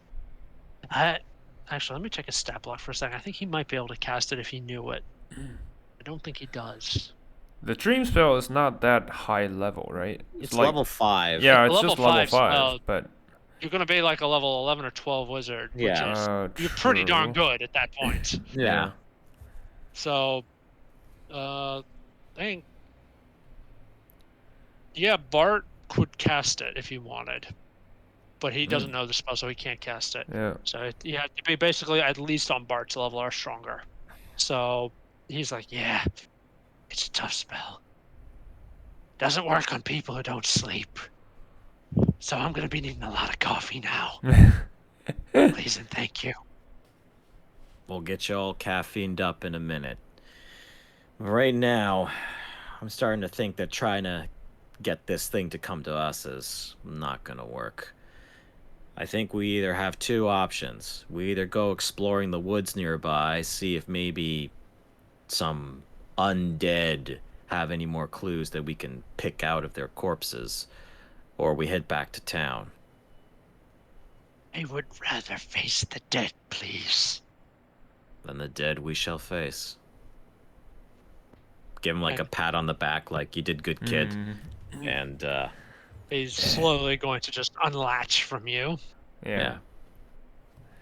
And as it is, what are you gonna like go collect Creed and let him I'll go collect Creed, and I'll basically say like, my plan didn't work. I heard a shriek. What happened? Bart had a bad dream. Did you kill it? The one. The thing? Sorry? The thing? Did you kill it? No. Whoever is doing this casts a dream spell, and they're a damn good spellcaster. At least that's what Bart's implying here. It's gonna be hard to find a trail that we can follow. My detect magic doesn't do anything, and identify is only really giving us the gist of what happened to Bart just now. Okay. So our best bet is to probably just make our way into the woods and see if we can find some more clues deeper in. Sure, why not? Make sure you're all loaded, because we are probably gonna have to deal with some undead. Yeah. Bart is just muttering something about hangnails. It's like whatever he dreamt about traumatized him. Yeah, it was bad. I do genuinely feel bad that my plan didn't work, and it kind of cost Bart a little bit of his sanity. A little bit. Yep. Yeah. So now it's like Mick's almost kind of like wants to vent a bit of his frustration on just shooting something. So he's gonna make his way to the woods. Yeah. All right, entering the woods. Make an investigation check. Yeah. The thing about that is we don't want to leave Bart with the boat because he's afraid of water. No, we're taking Bart with us. At this point, we're just gonna leave the boat. But like, what if the boat's gone? Well, it's kind of like this is the new problem. You could stay in the boat. We shouldn't leave Bart with the boat. Because Bart had a bad dream. He's afraid of water. At this point, he would rather go kill some undead. But I don't know about splitting the party, because that always has done wonders for us in the past. Yeah. Here's the question for you: who is in these woods who would try to steal the boat? This is the question. We don't know. I don't trust the hunters. That's my issue. Because the hunters, regardless of it, even if the hunters aren't evil, the hunters might just go, wait a minute, we need to take this boat and get the fuck out of here if we're not liking what we see. The hunters have gone back into the woods at this point. Yeah, but we don't know. They might come back. Yeah, that's true. Yeah, so that's the only. How about this? How about this? Yeah. We like Mick. You know a thing or two about craftsmanship, so. Well, you have the key, first of all, for the boat, so they're not going anywhere without the key. Can we true. just? It is a motorized boat. Can we just take the motor? Really paddle it away. I mean, they probably could paddle it away, but it would would time be to get the paddles. Difficult. It would be difficult. Yeah, you could probably come up with a plan to do something about it. Yeah. So I'm just saying this. All right. We carry the motor with us? I don't know much about the boat. Yeah. Remember what I talked about earlier? Is that about to come true? Yeah. Yeah, I remember. Mick, you're a big guy, right? So, Mr. Mick has a decent amount of strength. Yeah. Mick is wondering, can he backpack the with motor some tools and some tinkering maybe not make it on the chest, but make like a backpack that he Yeah. could just carry this motor on his back. And maybe use it as a firepower Yeah, it's enhancer or something. It's actually pretty.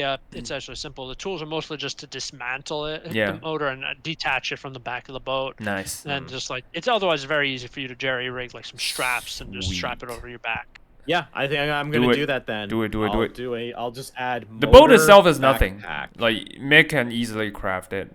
So yeah. Okay, so I use some straps. I use my trusty wrench and Phillips screwdriver and all that fun stuff. And after some tinkering, I just strap that on my back, and I give a nod to Creed and Bart. I say, Alrighty. I think we have some assurance now. Nice. All right. Let's go. Cool beans. Cool beans. Now, as you go into those woods, I'd like Mick to make an investigation check with advantage because Bart's giving him a hand here. Okay. What's your investigation, by the way, Creed? +4. So you have the higher +4. Okay, one. I should do it because I have a +6. Yeah, you have +6. 24. 24. Nice. In the gathering twilight, you do find the trail leading to the other cabins out in the woods. So you are going to go follow that along.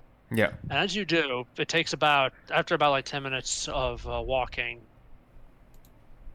you do hear the sound of the moaning dead Nice. coming along.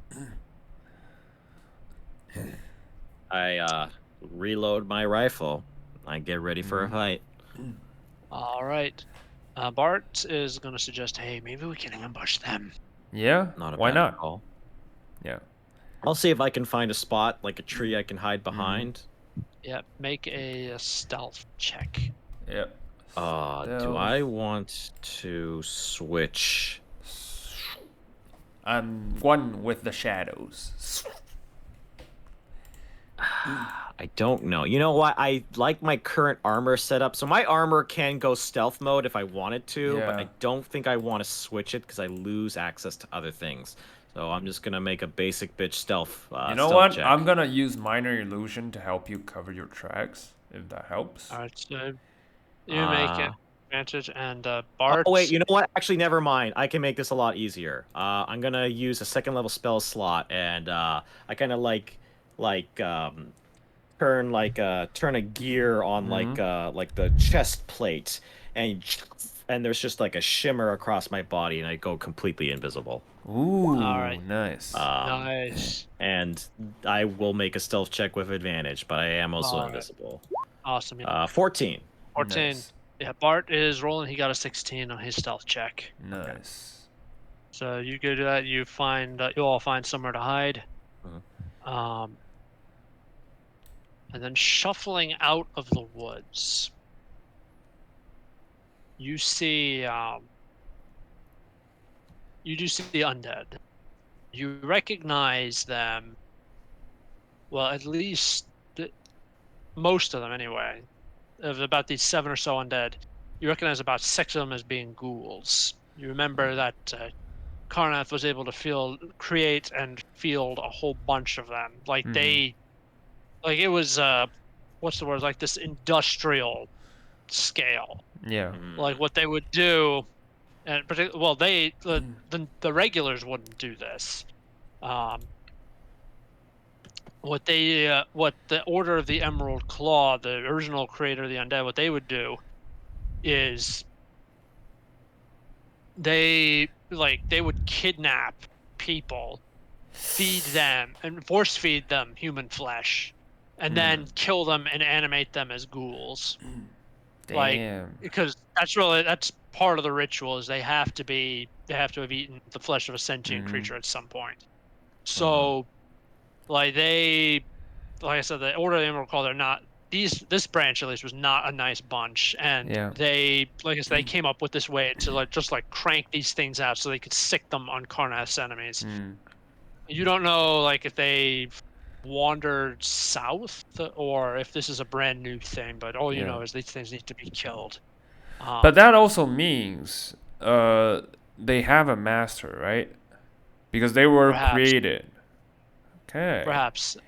But there is the one in front is a little larger. This one, is a ghast. Oh. It is the one that's leading the pack, and you can smell it from here. Yep. Gas are terrible. I give. Well, I can't really give a nod, but I'm probably. Actually, I can cast message.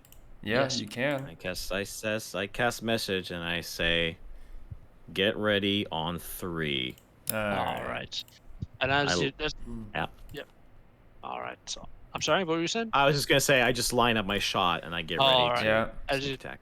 As you do, yeah, they do not notice you, and you can hear them like it must have been soldiers in a previous life because you can hear them like singing marching song.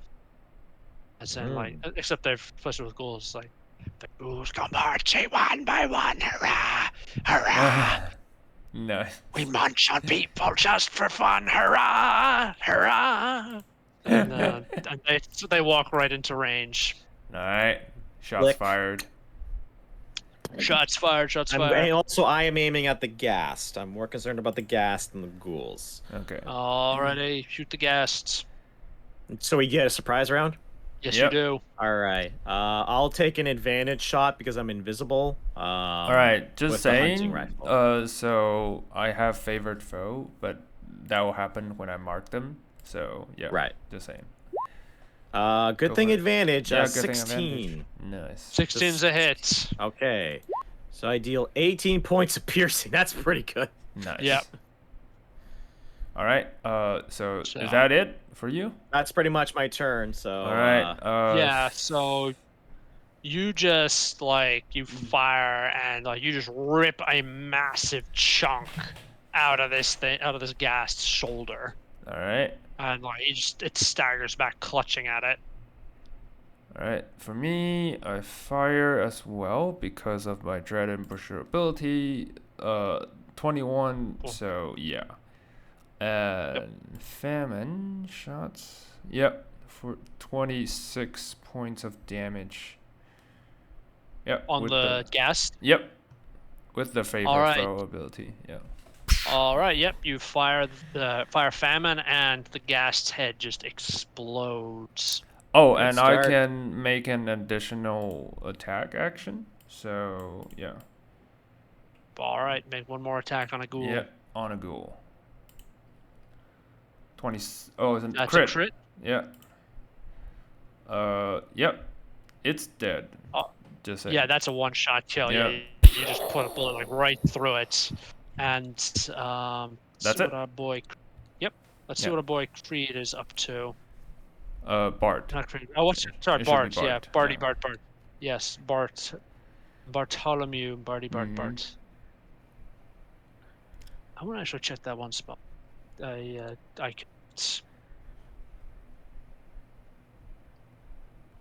just want to make sure because I think it does extra damage to. No, it doesn't. All right. Well, what he's going to do is because they're all relatively clustered together. He's going to chuck a fireball at them. Nice. And he's going to juice it up to 5th level. Nice. Classic. Yep. Because he is also full of rage at this point. He is. Yeah, and he's also a very, very powerful, a surprisingly powerful wizard. Mm-hmm. So I don't feel bad about throwing fairly stronger enemies than normal at you. Oh yeah, go right ahead. I mean, considering how much damage Creed can do, I think we can take some challenges. You guys are basically like glass cannons. Yeah, we are. Well, I'm a little bit tanky. I can tank a bit. I'm more tanky than damage dealing, to be honest. Mm-hmm. Right. Yeah, okay. We have a semi-tank and a semi-rogue.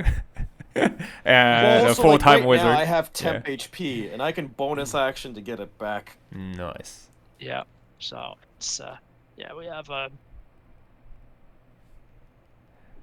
well-rounded party. That's all. We certainly do. Yep. Only 2 make the save. Nice. So of the remaining 5, 3 of them are just utterly wiped. Sweet. Just like swept up in this gulf of fire that can be seen in the woods. The other 2 take half.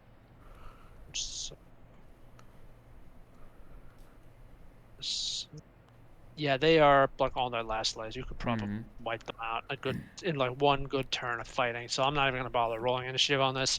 Who wants to go next? I mean, you want me to go first, Creed, or? Sure.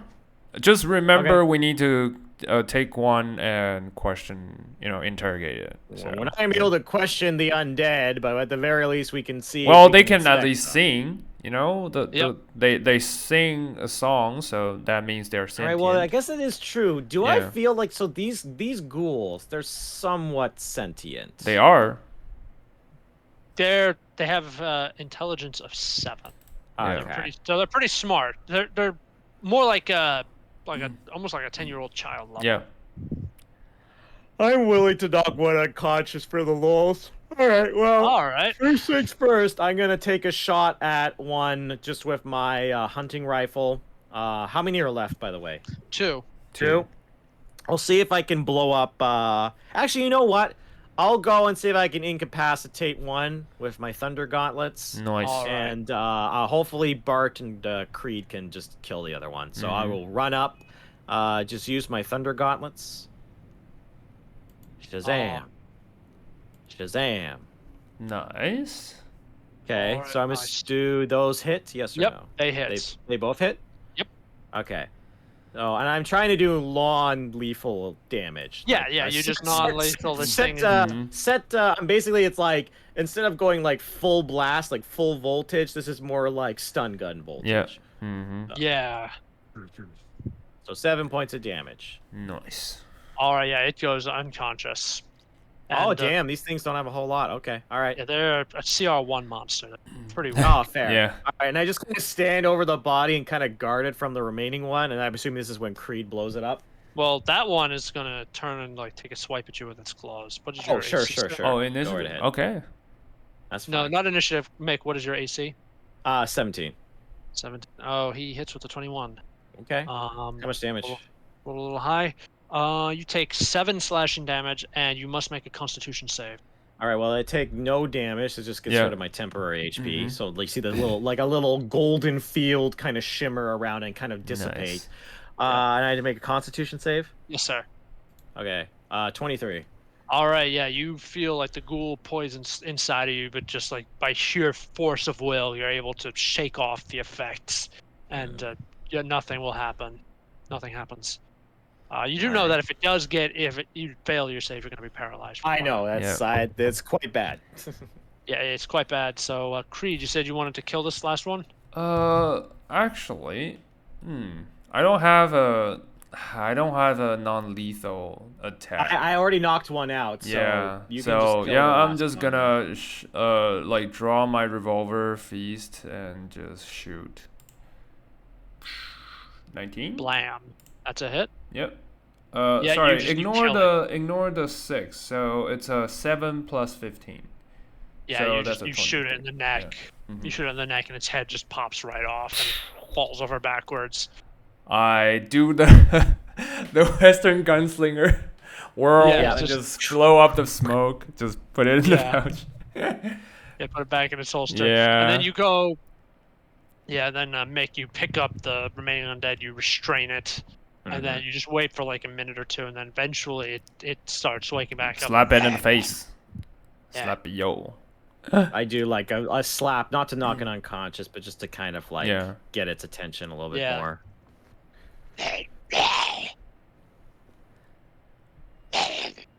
Any sense left in you, little husk? Come on, we know you can talk. We heard you sing. You were singing quite the song there. Yeah.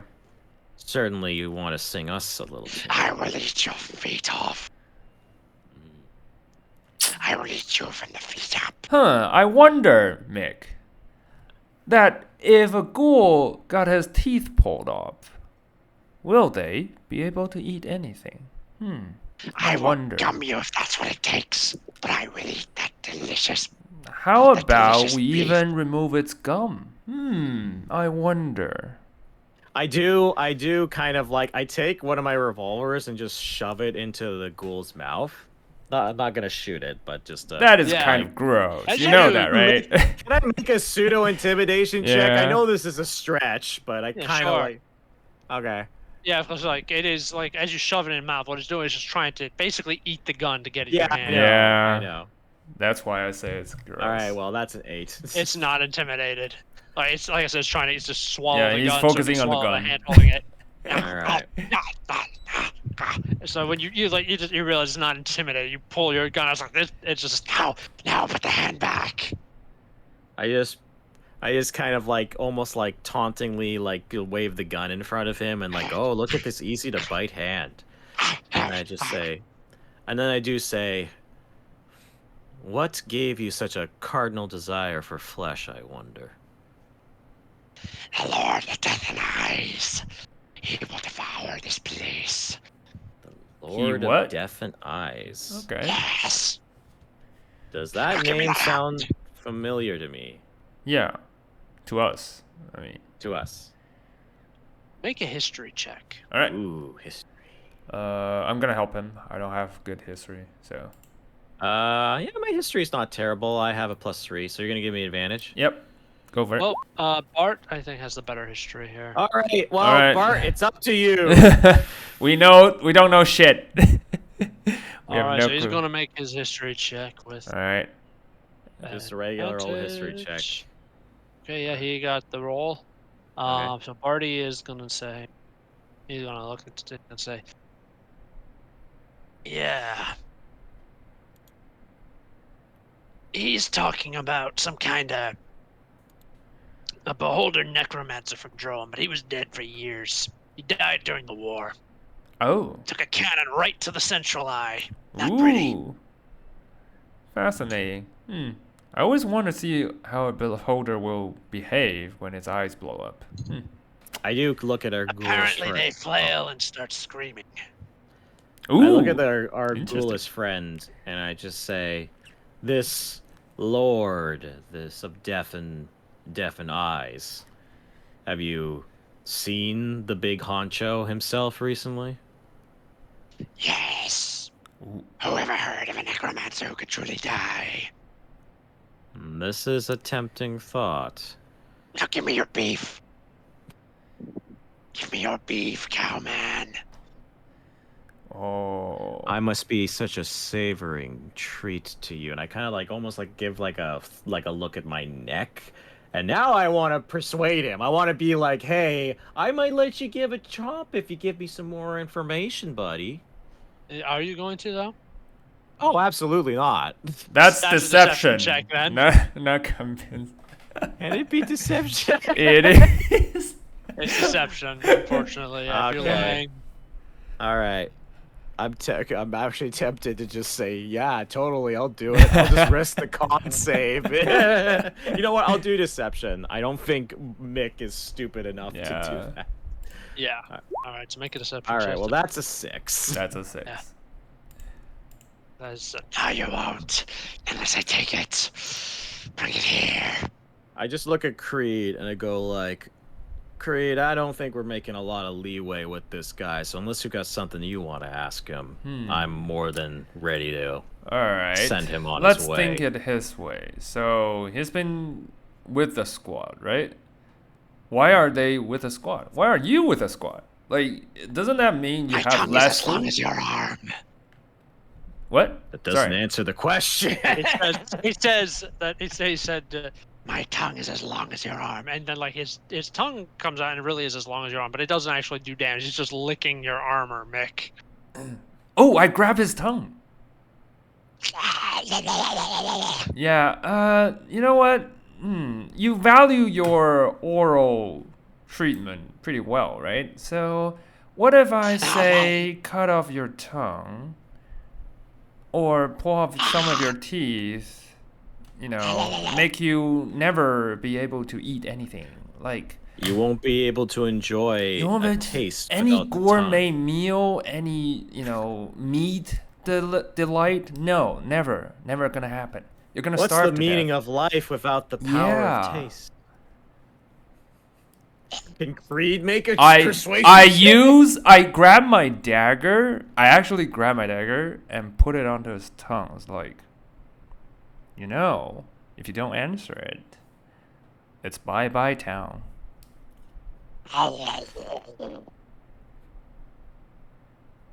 He's just gonna stand there with his tongue out. I don't think he's gonna tell us. No, I grabbed his tongue already. Make a check.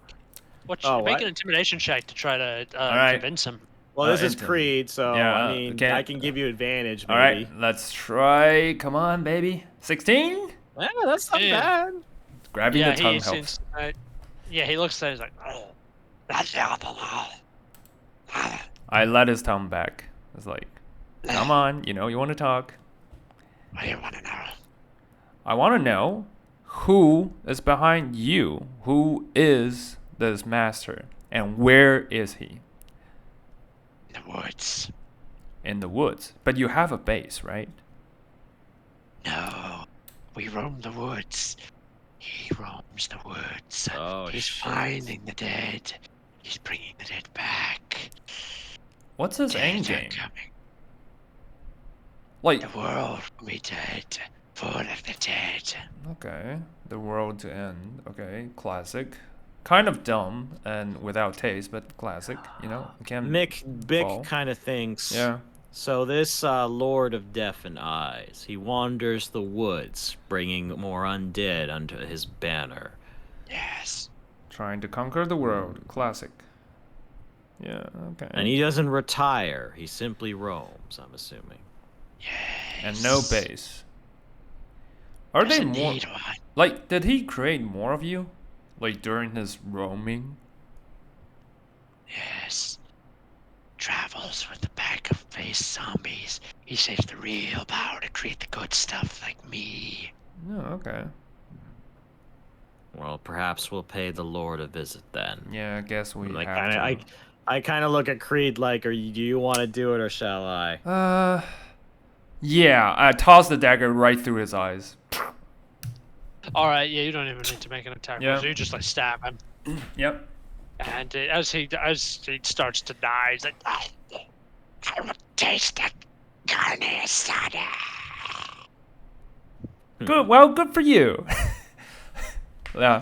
Mick just goes over and like kind of jiggles and then pulls the dagger out of his brain. It's like yeah. Yep. So I look at Creed and I go, so we've potentially got a walking beholder roaming these woods. Death Tyrant might be, because it's undead. Remember? Possibly.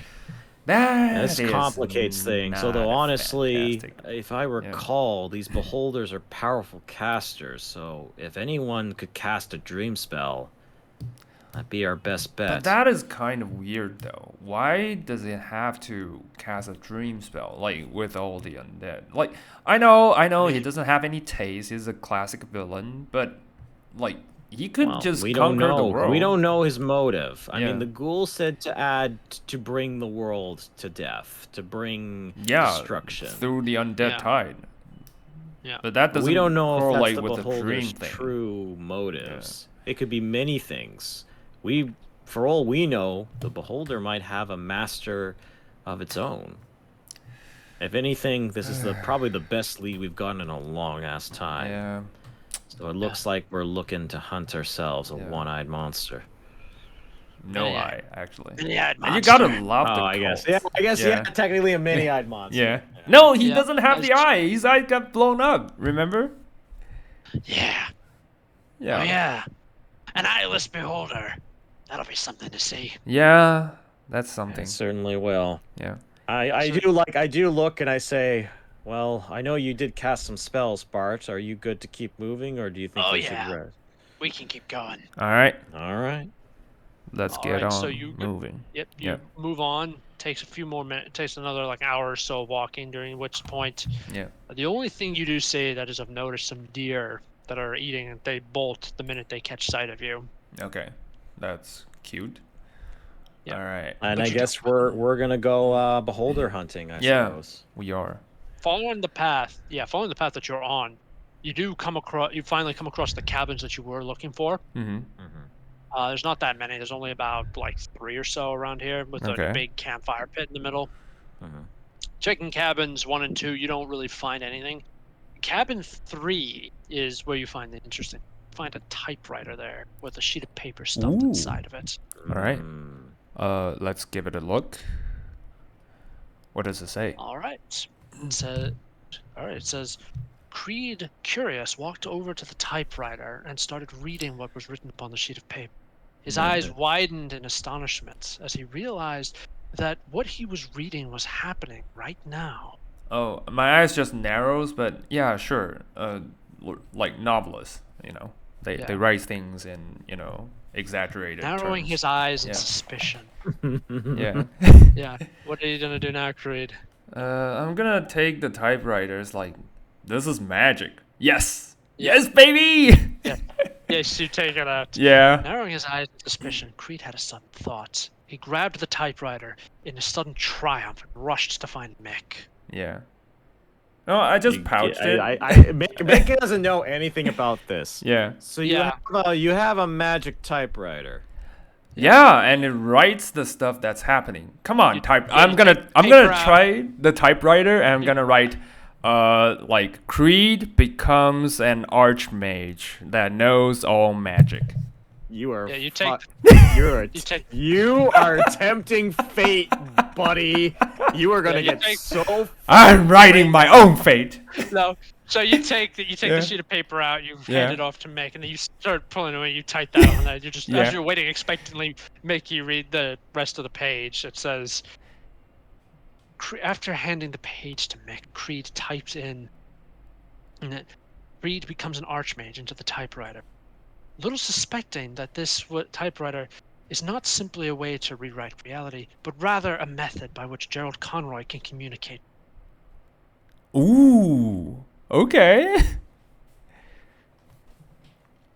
Mick then looks at that and goes, and just thinks in his thought, like almost like he shrugs not shrugs, but he crosses his arms and starts going, thinking to himself, if I can play this right, perhaps we can get some answers from this typewriter.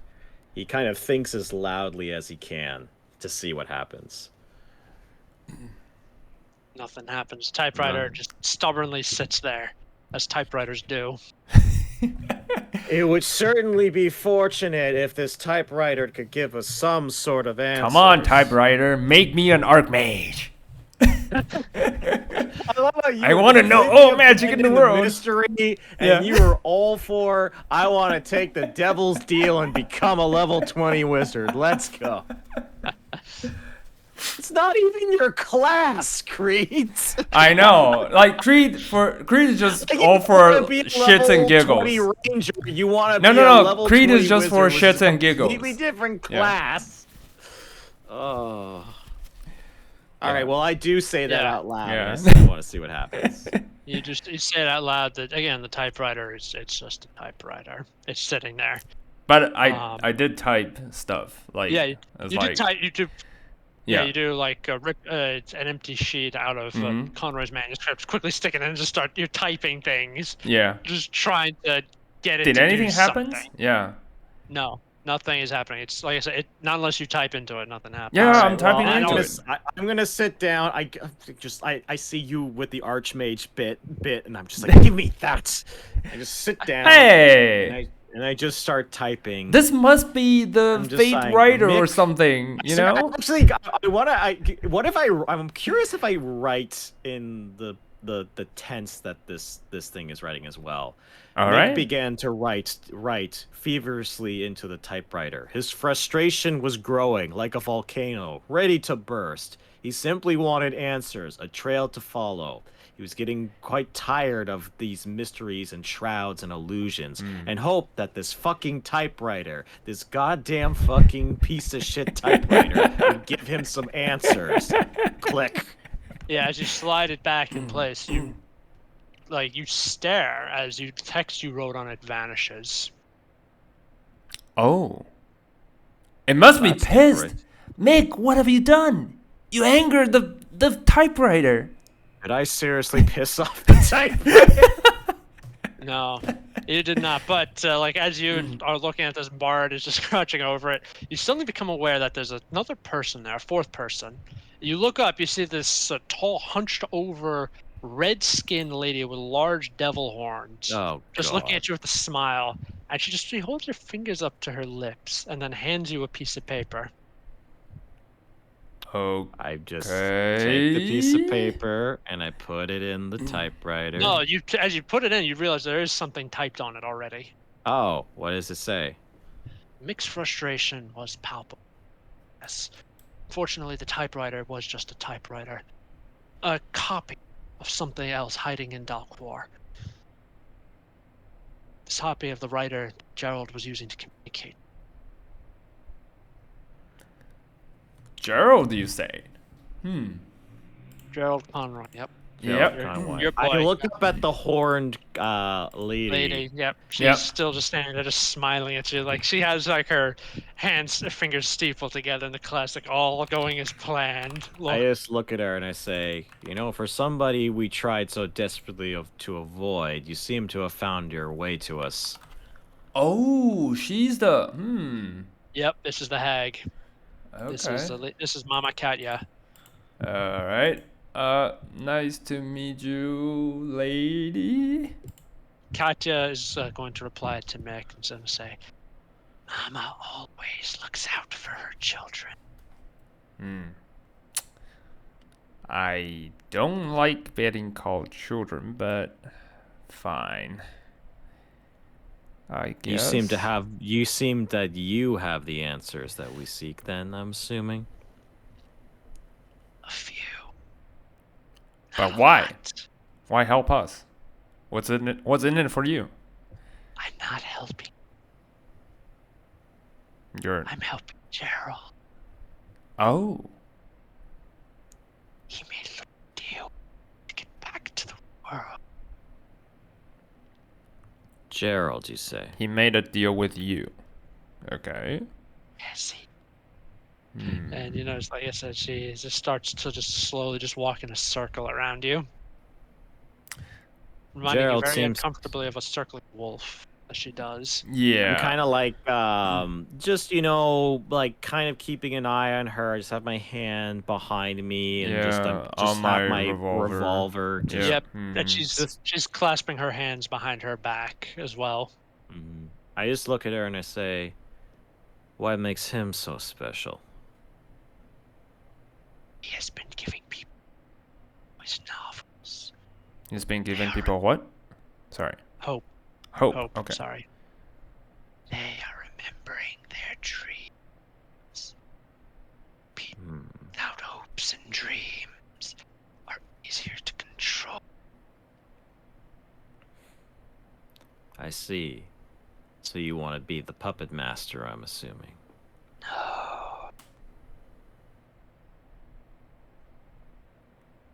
What's your end game, Katya? You've clearly got one. As do you. We just want to get paid, to be honest. Well, now you just volunteered that, didn't you? I was never going to ask, because I'm not a nosy Parker.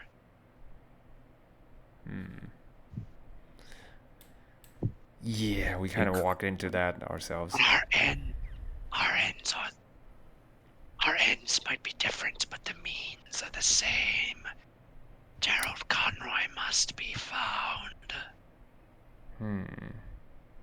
If you were to give us a trail, we'd be able to find him. What happens after Conroy's found can be up for discussion.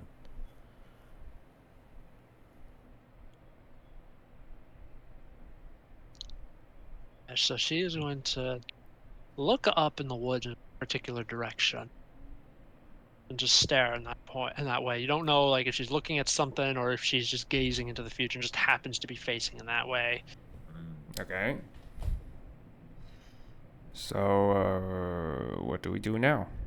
She's going to look down at you. She's going to say, "Take the ship of darkness to the door of light. Lead you to Dalquar and to Conroy." Okay, take the What was the ship second of sentence that he said? Sorry, darkness. Falcon.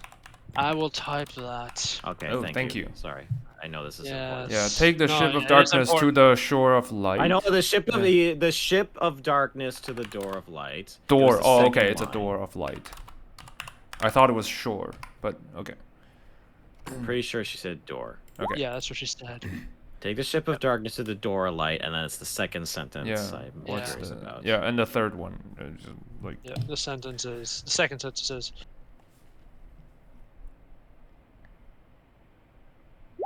And this is like the third or fourth time now that you've heard those last two words there. You'll find Conroy and Dalcor. Core. Okay. I'm Location. pretty sure I'm spelling that right. Yeah. Okay. Does that name ring a bell? Does that sound like a location that we it does sound like it does. In childhood legend, you've heard of this. Dalcor is the plane of dreams. It used to be that you could take a portal over there, but long ago the portals were all shut, and now, actually no, I just realized that door should be path. I'm sorry, just change that. Just change it to path. Okay. Yeah. Okay. Sorry, yeah, but yeah, Dalcor, like I said, is path the of realm light. of dreams. Yeah, Dalcor is a realm of dreams. It used to be you could actually take a portal and literally physically walk around the dream world while you were awake. But long ago, those portals were closed and Dalcor was taken out of junction. The only way you can get there is by dreaming, or by means of a spell like astral projection. Dusk Hags are unique in that they can actually go there and back at will.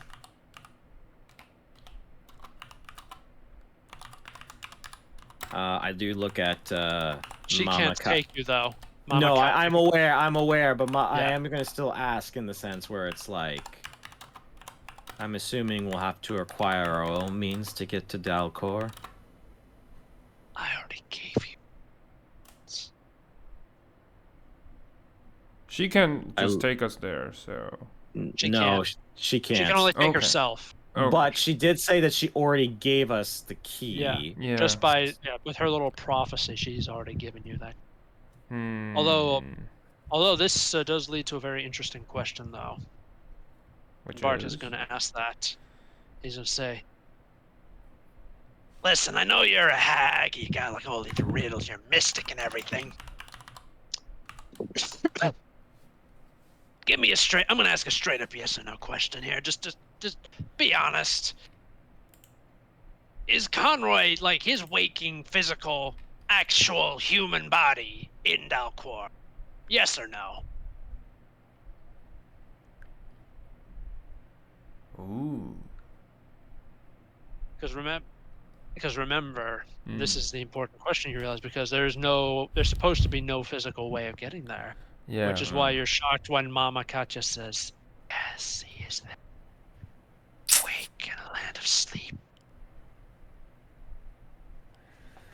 So Conroy is awake in the land of sleep.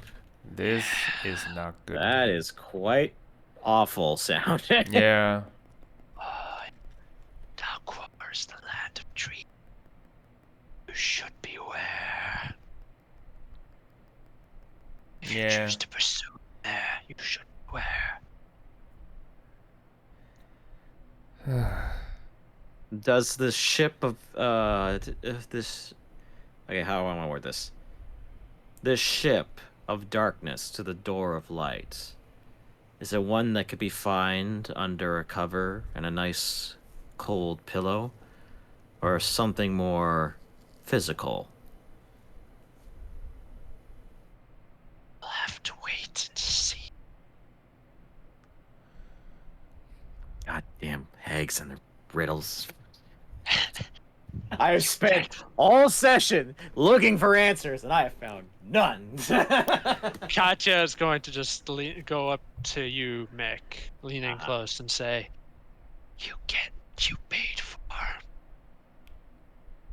You get what you pay for, but we didn't pay anything. and you got nothing. Yeah. All right, what do you want for Get the payment? sense, is she like putting like, hey, do you got anything to offer? Yeah. What do you like in payment? She's just going to say, What I'd want from you was something you would never give. And what exactly is that? You already know. and then she's going to just turn. She's going to just step back into the darkness.